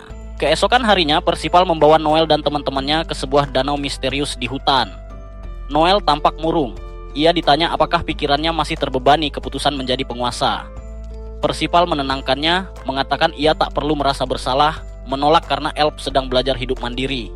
Tiba-tiba, dua anak iblis datang dan memberikan batu berkilau sesuai janji mereka. Noel berterima kasih. Hina lalu menjelaskan bahwa itu adalah batu roh, kristalisasi kekuatan elf yang sangat berharga dalam alkimia. Mendadak, Philip muncul dan melempar batu itu jauh, melarang anak iblis mendekati penguasa mereka. Anak-anak itu menangis, membuat Noel berusaha menenangkan. Persipal menegur Philip, tapi bocah itu lari. Dari situ, Alan menyadari betapa dalamnya kebencian elf terhadap iblis. Hina menambahkan bahwa bukan hanya elf, bahkan orang sebaik Lisa pun kesulitan menerima anak-anak iblis. Kemudian Hina menemukan Philip menangis di jalanan kota manusia. Ia menegurnya karena sikapnya yang kejam. Philip mengaku tak tahan melihat anak iblis dekat dengan calon penguasa. Saat ditanya apakah iblis pernah menyakitinya, ia menjawab tidak. Hina duduk di sampingnya dan menjelaskan bahwa anak-anak iblis itu merasakan hal yang sama padanya. Ia mendorong Philip untuk berteman dengan mereka karena usianya lebih muda. Sebelum pergi, ia berpesan agar Philip segera pulang. Bocah itu mulai menyadari ia harus berdamai dengan anak-anak iblis. Namun, begitu bangkit, ia mendapati ksatria kejam Oswald di hadapannya. Philip mencoba kabur, tapi dicekik dan diancam dengan pedang. Dipaksa menunjukkan jalan menuju hutan elf. Sementara itu, di desa elf, pesta besar digelar untuk menghormati calon penguasa mereka. Para tamu terpesona oleh keramahan elf, namun Noel tetap murung. Hina bertanya pada Alan apakah ia baik-baik saja. Dengan mulut penuh makanan, Alan menjawab bahwa siapapun di posisinya pasti kehilangan nafsu makan. Hina ingin membantu, tapi Alan menegaskan bahwa keputusan itu harus diambil Noel sendiri. Nyatanya Noel hanya tak berselera makan buah dan sayur karena sebenarnya ia ingin daging. Setelah itu Hina berpamitan, meminta Persipal menjaga para tamu. Ia menegaskan akan pulang, jadi tak masalah jika ia pergi. Alan lalu bertanya apakah ada yang salah. Persipal menjawab bahwa Philip keluar hutan dan belum kembali. Di kota, Hina mencari Philip tapi tak menemukannya. Sementara itu, Alan dan kawan-kawan sudah kembali ke pemukiman elf. Ia berkomentar bahwa elf tampak sangat santai. Milen menimpali bahwa mereka lebih mirip malas daripada santai. Persipal menjelaskan bahwa kata rajin memang tak cocok untuk elf. Umur mereka terlalu panjang, tumbuh terlalu lambat, sehingga usaha keras tidak terasa berharga. Cara mereka merasakan waktu pun berbeda dari ras lain. Karena itu, kerja keras tak punya arti sama. Saat ditanya bagaimana elf memenuhi kebutuhan tanpa bekerja, Persipal hanya mengulurkan tangan dan sebuah apel muncul. Semua terkejut, lalu ia menjelaskan bahwa hutan selalu berbagi hasilnya dengan elf karena mereka adalah bagian dari hutan itu sendiri.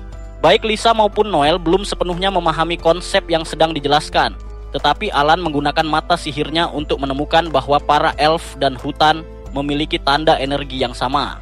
Persipal terkesan dengan pengamatan itu, lalu ia menjelaskan lebih jauh tentang keterikatan antara hutan dan para elf. Setelah itu, ia bertanya pada Noel apa yang ia rasakan tentang hutan. Noel menjawab kalau tempat itu memang indah dan damai, tetapi seakan masih kurang sesuatu. Tiba-tiba Alan menimpali. Ia bertanya pada Persipal apakah dirinya juga bisa tinggal di hutan itu. Namun Persipal menjawab bahwa untuk bisa tinggal, Alan harus membuktikan dirinya sebagai bagian dari mereka. Sayangnya, bahkan Persipal tak bisa memberitahu caranya, sebab segalanya ditentukan oleh hutan itu sendiri. Meski begitu, Alan menegaskan keinginannya untuk tinggal di desa para elf. Persipal meminta maaf karena ia tak bisa melanggar aturan. Saat itu Noel bertanya tentang anak-anak iblis. Persipal menjelaskan bahwa mereka hanya dititipkan sementara, dan ketika dewasa mereka akan pergi sendiri. Mendengar itu, Alan mencoba mencari celah hukum. Ia bertanya apakah ia juga boleh tinggal hanya untuk sementara. Baginya, itu mungkin bisa diterima. Persipal lalu menjawab bahwa definisi sementara bagi para elf adalah sekitar 100 tahun. Jawaban itu membuat Lisa terkejut. Angin kencang tiba-tiba berhembus. Persipal menerima pesan dari hutan bahwa ada tamu datang, seseorang yang tak dikenali. Milen cemas, mengira itu orang mencurigakan, tapi Persipal menenangkannya. Ia mengatakan banyak orang dari kekaisaran yang bisa masuk ke hutan dengan cara sah. Ia pun meminta maaf pada Noel, karena tur mereka harus dihentikan sementara untuk menyambut tamu. Noel tak mempermasalahkan hal itu, dan Persipal pun pergi. Setelahnya Alan menyarankan mereka kembali ke desa, tapi Noel masih ingin menjelajah. Namun ia mengalah setelah Alan memperingatkan kemungkinan bertemu orang dari kekaisaran. Mereka akhirnya kembali ke penginapan. Noel bermain catur dengan Milen yang punya aturan unik sendiri. Sementara itu, Lisa bertanya pada Alan apakah ia benar-benar berniat tinggal di hutan. Alan menjawab serius bahwa ia sedang mempertimbangkannya. Hal ini membuat Lisa cemburu. Ia merajuk menuduh Alan ingin tinggal karena ada Hina di sana. Alan menyadari kecemburuannya, lalu menenangkan bahwa hubungannya dengan Hina tak seperti yang dipikirkan Lisa. Namun jawaban itu tak memuaskan. Lisa menuntut penjelasan lebih detail. Dengan gugup, Alan berkata bahwa ia dan Hina terikat oleh takdir, seolah tak bisa saling lepaskan. Perkataan itu justru membuat Lisa semakin salah paham. Sementara itu, Hina kembali ke kediamannya dan menemukan Lizette, Kapten Ksatria Serigala Hitam, menunggunya. Hina bertanya maksud kedatangannya. Lizette mengatakan bahwa mereka mendapat informasi kalau Hina menyembunyikan tersangka kasus pembunuhan kaisar. Hina tetap tenang, mengaku tidak tahu menahu, lalu bertanya siapa yang memberi informasi. Lizette menjawab bahwa itu hanya firasat karena ia pernah melihat tersangka di kota beberapa hari lalu. Tersangka lolos, tak menyeberang perbatasan, dan seolah menghilang. Baginya, hanya Hina yang mampu membuat semua itu terjadi. Seiring ucapan itu, para ksatria menyerbu rumah Hina, menggeledah mencari tersangka atau petunjuk. Lizette menegaskan, meski tak menemukan apapun, ia yakin tersangka bersembunyi di hutan elf, dan kebetulan Hina sering pergi ke sana. Ucapan itu membuat Hina resah. Di sisi lain, wakil kapten ksatria Oswald telah mencapai hutan bersama Philip. Ia berencana menggunakan cara kasar. Persipal muncul untuk menyambut mereka, tapi segera sadar bahwa Philip diperalat untuk masuk. Oswald yang sedang memakan apel meludahkannya lalu bertanya apakah Persipal pemimpin di sini. Persipal mengenalinya sebagai ksatria dari kelompok yang pernah diperingatkan Hina. Katanya, ksatria serigala hitam punya hak istimewa untuk membunuh tanpa alasan maupun tanggung jawab. Persipal memperkenalkan diri dan menanyakan tujuan. Oswald dengan angkuh menjawab bahwa mereka mencurigai para elf melindungi seorang kriminal. Persipal menolak tuduhan itu, tapi Oswald berteriak, mengklaim bahwa jika ia berkata tersangka ada di sini, maka itu benar. Ia bahkan mencekik kerah Persipal.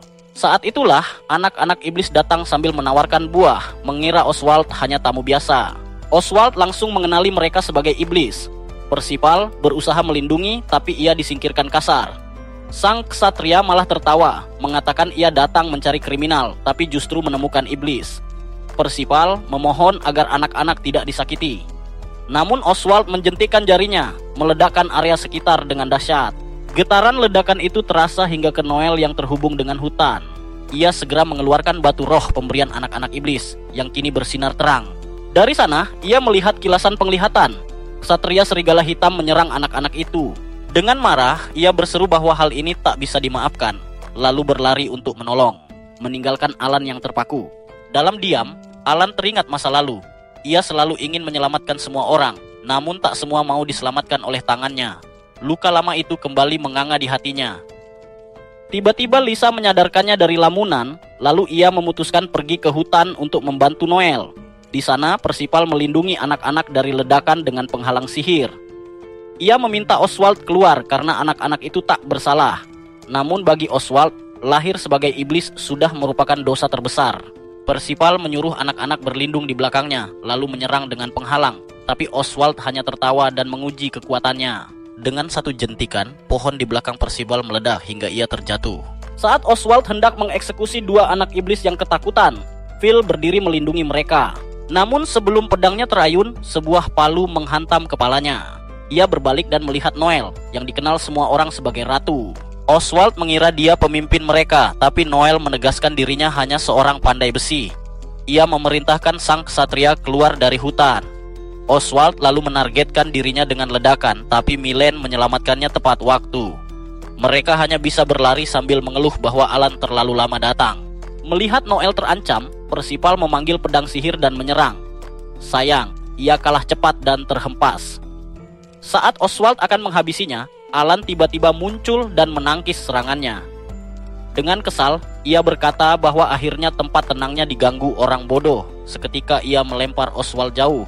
Ketika diminta memperkenalkan diri, Alan hanya menjawab bahwa menyebutkan namanya akan lebih lama daripada pertarungan itu sendiri. Marah, Oswald menyerang, tapi kekuatannya dinetralisir oleh mata sihir Alan. Ia lalu mencoba menargetkan Noel dengan rantai tak kasat mata, namun serangannya dipotong dengan mudah. Terkejut, Oswald berteriak bahwa pertarungan belum selesai. Ia menghunus pedang, tapi dalam sekejap Alan sudah muncul di belakangnya. Sebelum menghukumnya, Alan bertanya mengapa ia ingin membunuh dua anak itu. Jawabannya dingin, iblis tak butuh alasan untuk dibunuh. Serangan balasannya dengan cepat dihindari, dan pertarungan pun berakhir. Kemudian, Lisa menyembuhkan Phil yang lalu bermain bersama anak-anak iblis. Kini menjadi temannya. Ia mengungkapkan kebahagiaannya pada Alan karena ia menyelamatkan mereka, menegaskan bahwa anak-anak lahir tanpa dosa apapun. Alan berterima kasih atas kata-katanya. Sementara itu, Milen memeriksa Oswald yang tak sadarkan diri. Noel khawatir karena mengalahkan seorang ksatria bisa dianggap memulai perang dengan kekaisaran. Alan hanya bercanda bahwa Hina akan mengomel seperti nenek tua saat tahu ini. Tepat saat itu, Hina muncul dan semua orang panik. Ia menghela napas, menegur Alan sesuai dugaan, lalu berkata akan mengurus akibatnya. Ia juga membawa kabar baik, jalan keluar kota sudah dibuka kembali. Semua diminta segera pulang, meski Alan tampak terkejut mendengarnya. Beberapa waktu kemudian, Percival berpamitan pada Noel. Ia bertanya apakah dia yakin tak ingin tinggal di hutan bersama mereka. Noel menjawab masih banyak hal yang harus ia pelajari tentang menjadi seorang pemimpin. Noel menambahkan, jika ia terus berkelana bersama teman-temannya, ia akan belajar dari dunia luar dan suatu hari siap menjadi penguasa. Mereka pun berpisah, berjanji untuk bertemu lagi. Namun, tanpa mereka sadari, masalah baru menghantui. Hina ditangkap dengan tuduhan mencoba membunuh kaisar akibat kesepakatannya dengan Lizette demi menjaga keselamatan Alan. Kereta kayu itu sudah dipenuhi barang bawaan. Ellen dengan cekatan memastikan semua kebutuhan untuk perjalanan pulang tersusun rapi. Namun, Noel merajuk. Ia ingin sekali mengunjungi lebih banyak bengkel pandai besi. Dengan keras kepala ia berjanji dalam hati, suatu saat nanti ia akan kembali ke sini dan menghabiskan sebulan penuh hanya untuk melihat karya-karya pandai besi kaum dwarf. Sementara itu, Alan memperhatikan wajah Lisa yang terlihat murung. Ia tahu alasannya. Mereka meninggalkan rumah Hina terlalu terburu-buru, tanpa sempat mengucapkan salam perpisahan yang layak. Lisa ingin berterima kasih, namun Alan mencoba menenangkannya. Katanya, Hina memang tidak pandai menerima ucapan terima kasih, jadi lebih baik mereka fokus memulai perjalanan. Tapi sebelum mereka sempat naik ke kereta, seseorang memanggil. Mereka menoleh dan melihat seorang anak laki-laki berambut merah yang belum pernah mereka temui. Bocah itu meminta bantuan untuk menolong kakaknya. Lisa langsung melirik ke arah Alan yang mengeluh karena merasa mereka sudah diambang keluar dari kekaisaran, namun malah terseret masalah baru. Noel memohon agar mereka mendengar penjelasan si bocah. Mungkin saja masalah ini cepat diselesaikan. Bahkan Milen pun setuju. Akhirnya Alan terpaksa mendengarkan. Anak itu memperkenalkan diri sebagai Curtis, adik dari Hina. Pernyataan itu membuat semua orang terkejut. Mereka kemudian duduk di sebuah penginapan. Di sana, Alan meminta penjelasan. Curtis dengan suara bergetar menceritakan bahwa kakaknya, Hina, ditangkap oleh kesatria Serigala Hitam atas tuduhan mencoba membunuh kaisar. Ia sedang dibawa ke ibu kota dan besar kemungkinan akan dieksekusi. Kabar itu membuat semua terdiam. Mereka yakin Hina tidak mungkin melakukan hal seperti itu. Curtis mengangguk, menegaskan bahwa tuduhan itu pasti palsu. Noel dengan lantang bersumpah akan membuktikan bahwa Hina tidak bersalah. Namun Curtis pesimis. Katanya, meskipun ada bukti, para bangsawan yang iri pada kecerdasan dan keberanian Hina pasti akan menutupinya. Alan paham Hina memang sering berani mengkritik kebijakan kerajaan tanpa rasa takut. Wajar bila ia punya banyak musuh. Curtis sendiri mengaku tak punya kekuatan, bahkan keluarganya pun mengucilkannya. Itu mengingatkan Lisa pada perkataan lama Hina, bahwa ia adalah anak tunggal dan orang tuanya sudah lama tiada. Ada yang terasa janggal, tapi Lisa memilih diam. Malam itu, Alan termenung sendirian. Lisa bersama yang lain menghampirinya untuk membicarakan Curtis. Mereka semua curiga sebab Hina pernah berkata ia tidak punya saudara. Lebih aneh lagi, bocah itu tahu bahwa mereka adalah sahabat Hina, padahal mereka belum pernah bertemu sebelumnya. Namun, Alan telah memastikan dengan mata ilahinya. Memang benar, Hina ditahan dan sedang dibawa ke ibu kota. Jadi, entah Curtis benar-benar saudaranya atau bukan, mereka tetap harus mencari akar masalahnya. Lisa khawatir ini perangkap, tetapi Alan yakin ia bisa mencari jalan keluar. Sementara itu, di dalam kereta tahanan, Hina duduk dengan tangan dan kaki terikat. Ia mencoba bercakap dengan seorang kesatria wanita bernama Lizette, memohon agar perjalanannya dibuat sedikit lebih nyaman. Tapi jawabannya tegas, aturan tetap aturan. Hina pasrah, meski sempat menegaskan bahwa bila sesuatu menimpa teman-temannya, ia bersumpah akan membalas siapapun yang bertanggung jawab. Kembali pada Curtis, ia menunggu bersama seorang kesatria besar dan kereta mewah. Alan curiga, menanyakan siapa pria itu. Curtis menyebutnya sebagai pengawal dan kusir yang ia percaya. Meski begitu, para gadis tetap cemas dan meminta Alan berjaga-jaga. Mereka akhirnya naik ke kereta. Namun sepanjang jalan, Noel dan Lisa tidak bisa menyembunyikan rasa was-was. Alan, yang sudah muak dengan kebohongan samar, akhirnya bertanya langsung. Apakah Curtis benar-benar adik Hina? Anak itu tampak tersinggung, lalu mengaku bahwa ia sebenarnya bukan adik kandung, melainkan sepupu. Ia bercerita tentang masa kecilnya yang lemah dan tak dianggap, sementara hanya Hina yang pernah peduli padanya. Ia mengenang saat pernah disakiti di sebuah pesta, dan Hina datang menolong. Sejak itu, ia menganggap Hina sebagai kakak sejatinya, meski keluarganya membencinya. Ia mengaku hanya bisa mengawasi dari jauh. Ketika ksatria serigala hitam menangkap Hina, ia tak berdaya. Itulah sebabnya ia datang meminta bantuan. Kata-katanya penuh rasa putus asa, namun juga tulus. Lisa tersentuh, menegaskan bahwa keberaniannya mencari mereka bukanlah tanda pengecut, melainkan bukti kasih sayangnya pada Hina. Noel meminta maaf karena sempat meragukan, tapi Alan dan Milen tidak menanggapi. Curtis lalu bertanya tentang hubungan Alan dengan Hina. Alan menjawab singkat, mereka hanya teman. Curtis tersenyum, mengatakan kalau mereka terlihat sangat akrab. Bahkan Lisa menambahkan kalau keduanya seperti berada pada frekuensi yang sama, seolah sudah saling kenal selama puluhan tahun. Milen tiba-tiba bertanya apakah mereka menikah, membuat Lisa kaget. Alan meminta Lisa untuk berpikir rasional sebelum terbawa emosi, tapi Lisa justru menggoda Alan. Melihat tingkah mereka, Curtis hanya tertawa, terkejut mengetahui kalau adiknya punya teman sebaik ini. Di sisi lain, para kesatria beristirahat di malam hari. Hina menyarankan Lizette untuk beristirahat sebentar, tetapi Lizette menolak. Ia bersikeras tidak boleh mengalihkan pandangan dari tersangka barang semenit pun. Hina akhirnya hanya menyemangatinya. Ia lalu bertanya pada Lizette tentang nasib Oswald, pria yang menyerang hutan para elf. Lizette menjelaskan bahwa Oswald mendapat pengampunan karena misinya dianggap berhasil. Hina kecewa mendengar itu. Ia menggerutu bahwa kekaisaran penuh dengan orang busuk, sama seperti mereka yang dulu menjebaknya dalam kasus pembunuhan kaisar. Lizette menimpali kalau itu salah Hina sendiri karena membuat terlalu banyak musuh. Namun Hina tidak menyesal. Baginya, yang penting Alan selamat berkat dirinya. Sementara itu, perjalanan Alan dan rombongan terhenti karena gerbang kota ditutup. Curtis menyalahkan diri sendiri karena menyarankan mereka singgah untuk mengisi persediaan. Yang lain mencoba meyakinkannya bahwa itu bukan salahnya, lalu mulai menduga-duga alasan penguncian kota. Alan berpikir daripada berspekulasi, lebih baik mencari informasi. Ia memutuskan pergi ke guild petualang, tetapi Curtis menyarankan agar Milen dan Noel tetap di penginapan karena ras mereka terlalu mencolok. Keduanya kesal, tapi Curtis menawari mereka kamar agar bisa beristirahat. Lisa tiba-tiba tersipu ketika sadar ia akan berdua saja dengan Alan. Ia begitu bersemangat sampai lupa arah. Saat tiba di guild, suasana di sana terasa tegang. Lisa sempat ragu, tapi Alan meyakinkannya bahwa semuanya baik-baik saja. Sementara itu, Curtis menyerahkan kunci kamar pada Noel.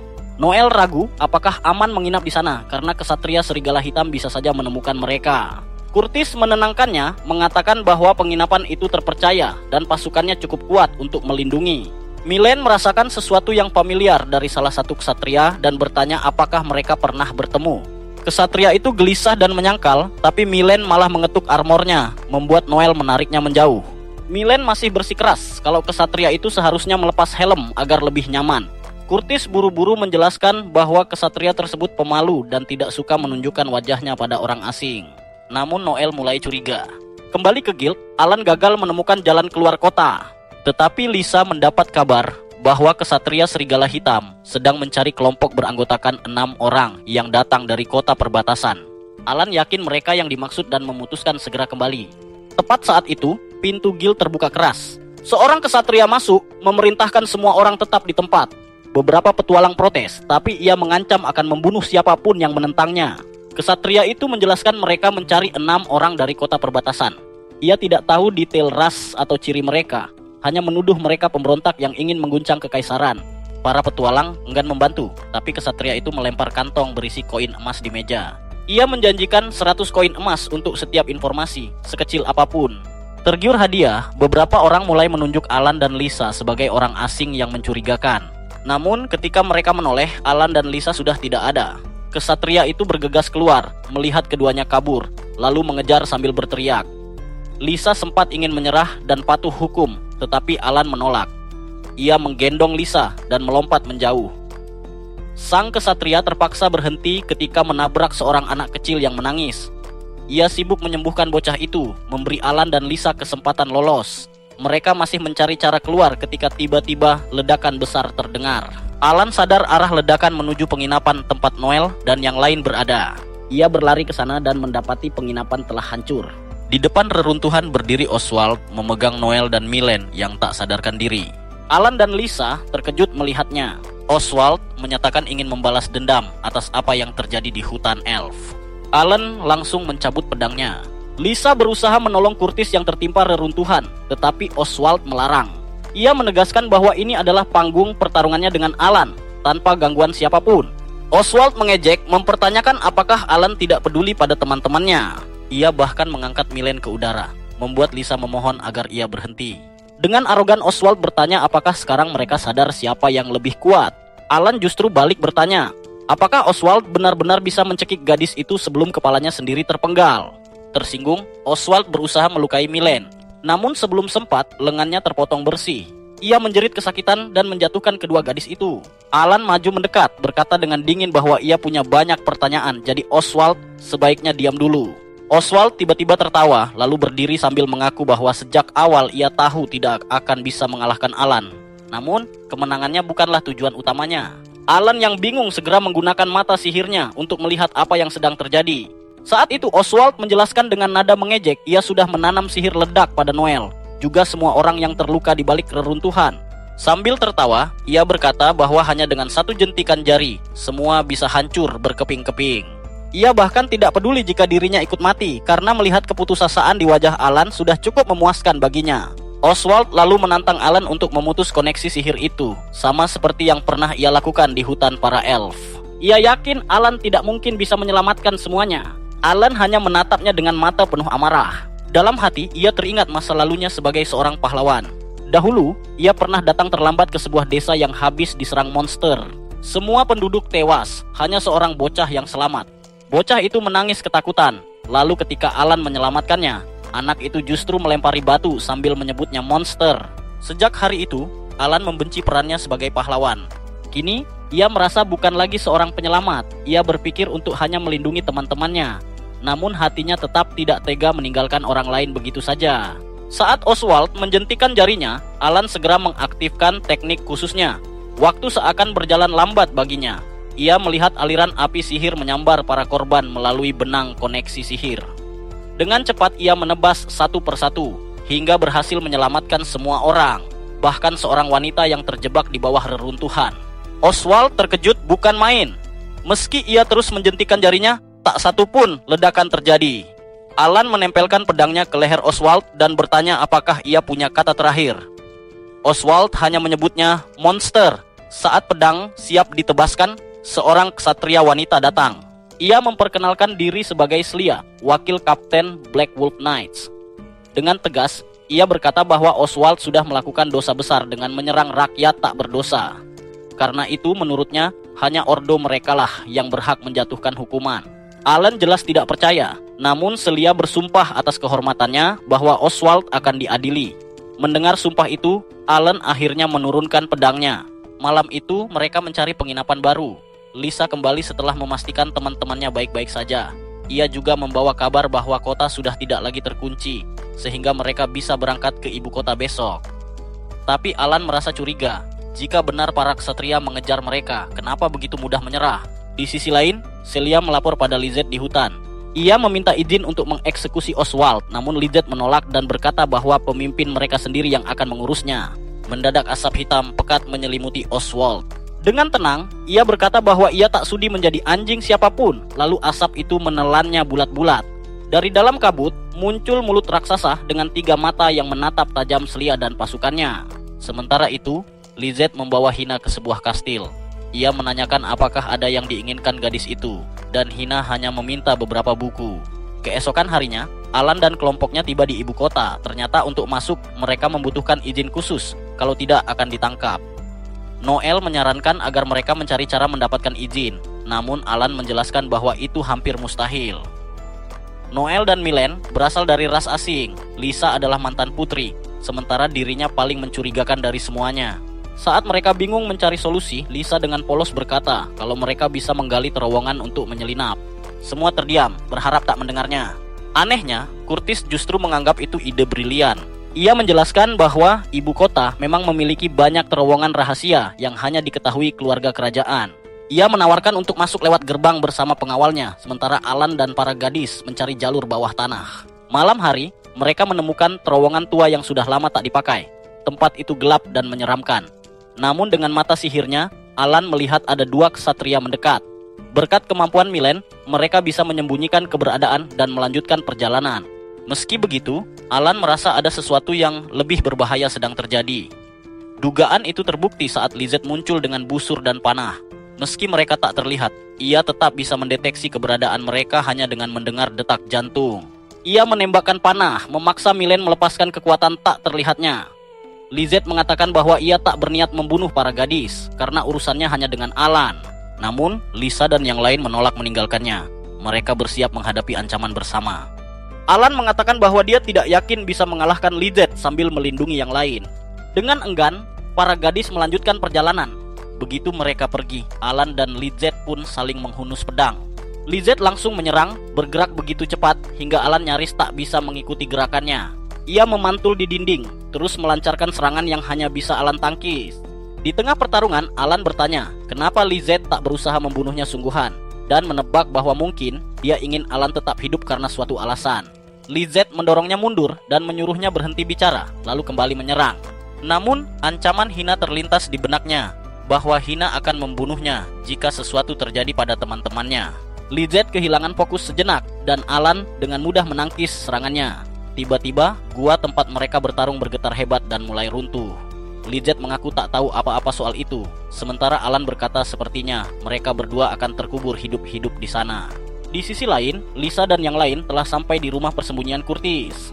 Ia terkejut mendengar bahwa Alan sedang bertarung melawan ksatria serigala hitam yang telah menyergap mereka. Saat suara ledakan terdengar dari luar, mereka berlari keluar dan melihat benteng kecil terbakar di arah gua bawah tanah. Lisa panik, khawatir Alan terluka, tapi Curtis hanya tersenyum tipis. Lisa memanggil nama Alan dengan cemas, dan tiba-tiba ia muncul di belakangnya sambil tersenyum, bertanya apakah Lisa memanggilnya.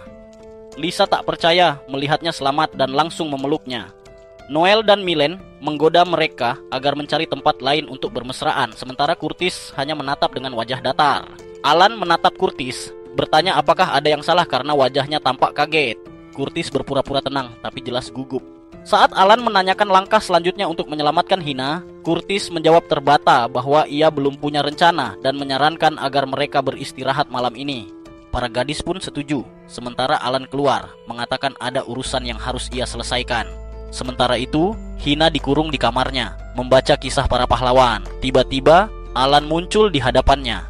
Ia terkejut dan tergagap, bertanya bagaimana mungkin Alan bisa ada di sana. Alan menjelaskan bahwa ia mendengar Hina dijebak atas tuduhan membunuh kaisar, jadi ia langsung berteleportasi untuk menemuinya. Hina menyuruhnya jangan bilang kalau dia datang untuk menyelamatkannya, namun Alan menjawab bahwa memang itulah tujuannya. Hina menatapnya kecewa dan berkata bahwa ia bodoh jika mengira dirinya akan dieksekusi. Tuduhan itu palsu, dan karena ia berasal dari keluarga bangsawan tinggi, kekaisaran tak akan berani membunuhnya begitu saja. Alan akhirnya sadar bahwa ia bertindak gegabah. Hina menggoda, bertanya apakah dia khawatir padanya. Alan mengakuinya, membuat pipi Hina memerah. Namun tiba-tiba wajahnya murung, ia menyuruh Alan pergi karena tak butuh bantuannya. Alan menuruti dan menghilang, meninggalkan Hina yang kini termenung sedih. Keesokan paginya, Alan termenung hingga tak mendengar Curtis memberitahu bahwa Hina kini dituduh bersekongkol dengan kerajaan mereka untuk menghancurkan kekaisaran. Curtis berkata, jika Alan menolongnya, hal itu hanya akan memperkuat tuduhan dan memicu perang. Ia menyarankan agar mereka kembali ke kerajaan, pura-pura sedih meski matanya menyimpan maksud lain. Para gadis menolak meninggalkan Hina, namun Curtis berkata bahwa tak ada yang lebih peduli pada kakaknya selain dirinya, dan ia berjanji akan menemukan cara untuk menyelamatkannya. Alan akhirnya setuju untuk pergi, tak tahu bahwa Hina kini telah dipenjara. Dalam gelapnya sel, Hina mendengar suara familiar. Dari kegelapan muncul wajah Curtis, membuatnya kaget. Ia bertanya bagaimana dia bisa ada di sana, tapi Curtis hanya tertawa gila. Saat Hina menuntut penjelasan, Curtis mengaku bahwa dialah dalang di balik semua ini. Hina tak percaya orang seperti Curtis, ceroboh dan lemah, tak mungkin mampu mengatur rencana sebesar itu. Namun Curtis mengangkat tangannya dan menciptakan bola energi hitam, kekuatan yang hanya dimiliki anggota keluarga kekaisaran. Hina terkejut, menyadari Curtis pasti telah membunuh mereka semua demi kekuatan itu. Dengan nada dingin, Curtis mengaku hanya menakuti mereka sedikit. Ia kemudian mengatakan bahwa tujuannya adalah menjadi kaisar sejati. Karena ibunya hanyalah rakyat biasa, ia tak pernah diakui. Hina tahu betul ambisinya. Curtis ingin menikahinya agar bisa naik derajat menjadi bangsawan utama. Hina marah mendengar rencana itu, memanggilnya bodoh. Tapi Curtis justru bersikeras, mengatakan semua ini juga demi Hina. Ia ingin Hina menjadi permaisurinya agar bisa membalas dendam pada mereka yang pernah menghina. Hina menolak, berkata bahwa ia hanya menatap masa depan, bukan masa lalu. Ia berbalik menolak menatapnya lagi. Marah dan tersinggung, Curtis memaksa Hina untuk memikirkan ucapannya, lalu pergi dengan wajah muram. Di luar, ia bertemu Lizette yang berjaga di pintu penjara. Mereka berbincang ringan tentang runtuhnya terowongan bawah tanah. Lizette meminta maaf karena gagal menahan Alan, tapi Curtis berkata agar ia tak khawatir. Alan pasti sudah meninggalkan kekaisaran dan takkan pernah kembali. Sementara itu, di atas kereta yang membawa mereka menjauh dari ibu kota, suasana muram menyelimuti. Noel tak tahan dan berteriak, menanyakan apakah mereka akan diam sepanjang jalan. Alan menjawab dingin bahwa tak ada yang perlu dibicarakan. Namun Noel menegaskan bahwa meski ia percaya pada keputusan Alan, ia tetap khawatir pada Hina. Lisa ikut bertanya, apakah Hina bisa menghadapi semua ini sendirian? Alan berkata bahwa Hina sendiri yang memintanya pergi, membuat semua orang terdiam kaget. Mereka menatapnya, tapi Alan memilih bungkam. Akhirnya Milen mengusulkan agar mereka berhenti sejenak untuk beristirahat dan menenangkan diri. Sementara itu, Lizette datang menjenguk Hina dengan sebuah buku di tangannya. Ia meminta maaf karena telah melemparkan Hina ke dalam sel kecil ini. Namun Hina menenangkan dirinya, bukan salahnya semua ini. Saat Lizette pergi, Hina mengambil buku itu, kisah tentang para pahlawan. Sejak dulu, bahkan di kehidupan sebelumnya, Hina selalu mengagumi cerita para pahlawan. Mereka berjuang tanpa pamrih, menghadapi rintangan hidup paling berat, namun tak pernah mengharapkan balasan. Namun, setiap kisah itu selalu berakhir sama. Sang pahlawan tewas setelah menyelesaikan misinya. Hal itu membuat hati Hina sakit. Maka ketika Alan terpilih menjadi seorang pahlawan, ia melakukan segalanya untuk membimbing dan melindunginya. Tapi pada akhirnya, nasib tak berubah. Alan pun gugur seperti para pahlawan dalam kisah. Itulah alasan mengapa Hina tidak ingin Alan mengulangi kesalahan yang sama dan mengorbankan dirinya lagi. Keesokan harinya, Curtis datang ke sel itu. Ia bertanya apakah Hina siap bekerja sama dengannya. Dengan tegas, Hina menolak. Curtis memperingatkan bahwa ia akan dieksekusi bila tetap keras kepala. Namun Hina menantangnya, lebih baik mati daripada menikah dengannya. Marah, Curtis mengancam akan mengirim pembunuh bayaran untuk membunuh Alan dan membakar hutan para elf. Hina berkata, ia akan menggigit lidahnya sendiri dan mati sebelum hal itu terjadi. Emosinya meledak, Curtis memukul dan menendangnya berulang kali.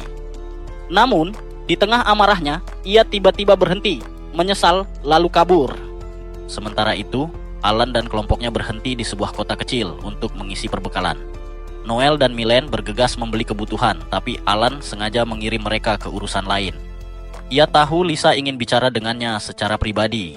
Dengan serius, Lisa meminta agar mereka kembali ke ibu kota dan menyelamatkan Hina, meski tindakan itu bisa memperburuk keadaan. Di penjara, Curtis kembali menemui Hina. Saat ditolak, ia mencoba memaksanya. Namun tatapan jijik Hina membuatnya mundur. Gelap mulai menguasai dirinya. Dua tangan iblis muncul, mencekik Hina. Ia tertawa gila, bersumpah akan memiliki Hina, meski harus membunuhnya. Namun tiba-tiba, kedua tangan itu ditebas. Alan muncul bersama sang ksatria malam. Curtis marah besar, apalagi saat ksatria itu melepas helmnya. Ternyata ia adalah Celia. Curtis menuduh Celia berkhianat, tapi ia menegaskan hanya setia pada kekaisaran, bukan pada tiran dungu sepertinya. Dulu, sebenarnya Curtis tak pernah ingin menjadi kaisar. Yang ia dambakan hanyalah Hina. Karena itulah ia membuat perjanjian dengan iblis. Iblis itu menunjukkan kepala kaisar yang terpenggal, lalu berkata, jika ia ingin memiliki Hina, ia harus menjadi kaisar. Awalnya Curtis tak percaya mungkin baginya, seorang asing, untuk diakui sebagai anggota keluarga kekaisaran. Tapi iblis menawarkan kekuatan untuk membalikkan segalanya. Curtis pun setuju. Kekuatan gelap itu merasuki dirinya, membuatnya kehilangan kendali. Ia sempat menusuk iblis berkali-kali dengan pisau buah, tapi iblis hanya tertawa. Lalu tubuhnya berubah menjadi energi dan masuk ke tubuh Curtis, menjadikannya boneka. Kini kekuatan iblis kembali menguasai dirinya. Tangan gelap yang sempat dipotong tumbuh lagi, menghancurkan tembok penjara. Celia dan Alan melawan sekuat tenaga, memotong tangan-tangan itu berkali-kali. Dalam pertempuran sengit, sebuah serangan menghantam Celia, menghancurkan armornya. Ia terjatuh, dan Hina langsung berlari ke sisinya. Curtis terus menyerang, namun Alan menangkis dan akhirnya menebasnya hingga terlempar. Curtis kehilangan kekuatan dan bertanya kenapa Alan harus datang menghancurkan rencananya. Alan menertawakannya, rencana itu tak pernah berjalan baik. Saat Alan menyinggung soal tujuan sejatinya, Curtis hanya bungkam. Alan mengungkapkan bahwa tahta kaisar tidak berarti apa-apa baginya karena yang sebenarnya diinginkan hanyalah hina. Ucapan itu membuat Curtis goyah. Namun kekuatan iblis semakin menguasai dirinya. Tubuhnya berubah, wajahnya terdistorsi, ia berteriak ingin memiliki hina, kekaisaran, bahkan seluruh dunia. Alan dan Celia terdesak hingga tiba-tiba Lizette muncul. Dengan satu tebasan cepat, ia memutus semua tangan gelap itu. Semua terkejut melihatnya. Ia berkata bahwa ia telah lama menahan diri untuk tidak membunuh Curtis, dan kini waktunya tiba. Pertarungan mencapai puncaknya. Curtis sepenuhnya dikuasai iblis, berubah seperti monster, menyerang dengan kekuatan penuh. Tapi Alan melompat, menangkis serangan itu, lalu menusuk dadanya. Pedangnya berkilau terang. Dalam sekejap, Alan masuk ke alam bawah sadar Curtis.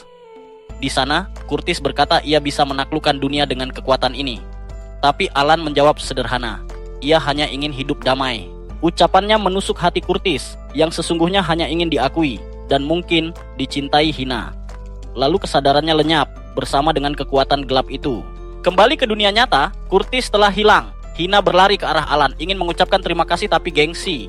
Ia malah memarahi Alan, kenapa ia datang padahal ia sudah bilang untuk tidak mencampuri urusannya. Lizette menyela dengan santai, menyuruh mereka segera pergi sebelum keadaan semakin runyam. Beberapa waktu kemudian, rumor yang beredar adalah bahwa Hina dieksekusi, keluarganya hancur, dan semuanya ditutupi sebagai pengkhianatan. Namun kebenarannya berbeda. Hina kini bersama Alan dan kawan-kawan. Mereka bahkan mengadakan piknik sederhana. Di sana, Hina bertanya, kenapa ia datang menyelamatkannya? Alan tersenyum dan menjawab, karena aku ingin. Wajah Hina memerah. Saat itu Lisa memanggil mereka untuk makan dan Alan segera berlari ke arahnya. Hina hanya memandanginya, juga teman-temannya yang lain. Hatinya bergetar. Ia sadar bagi mereka semua, Alan benar-benar adalah seorang pahlawan.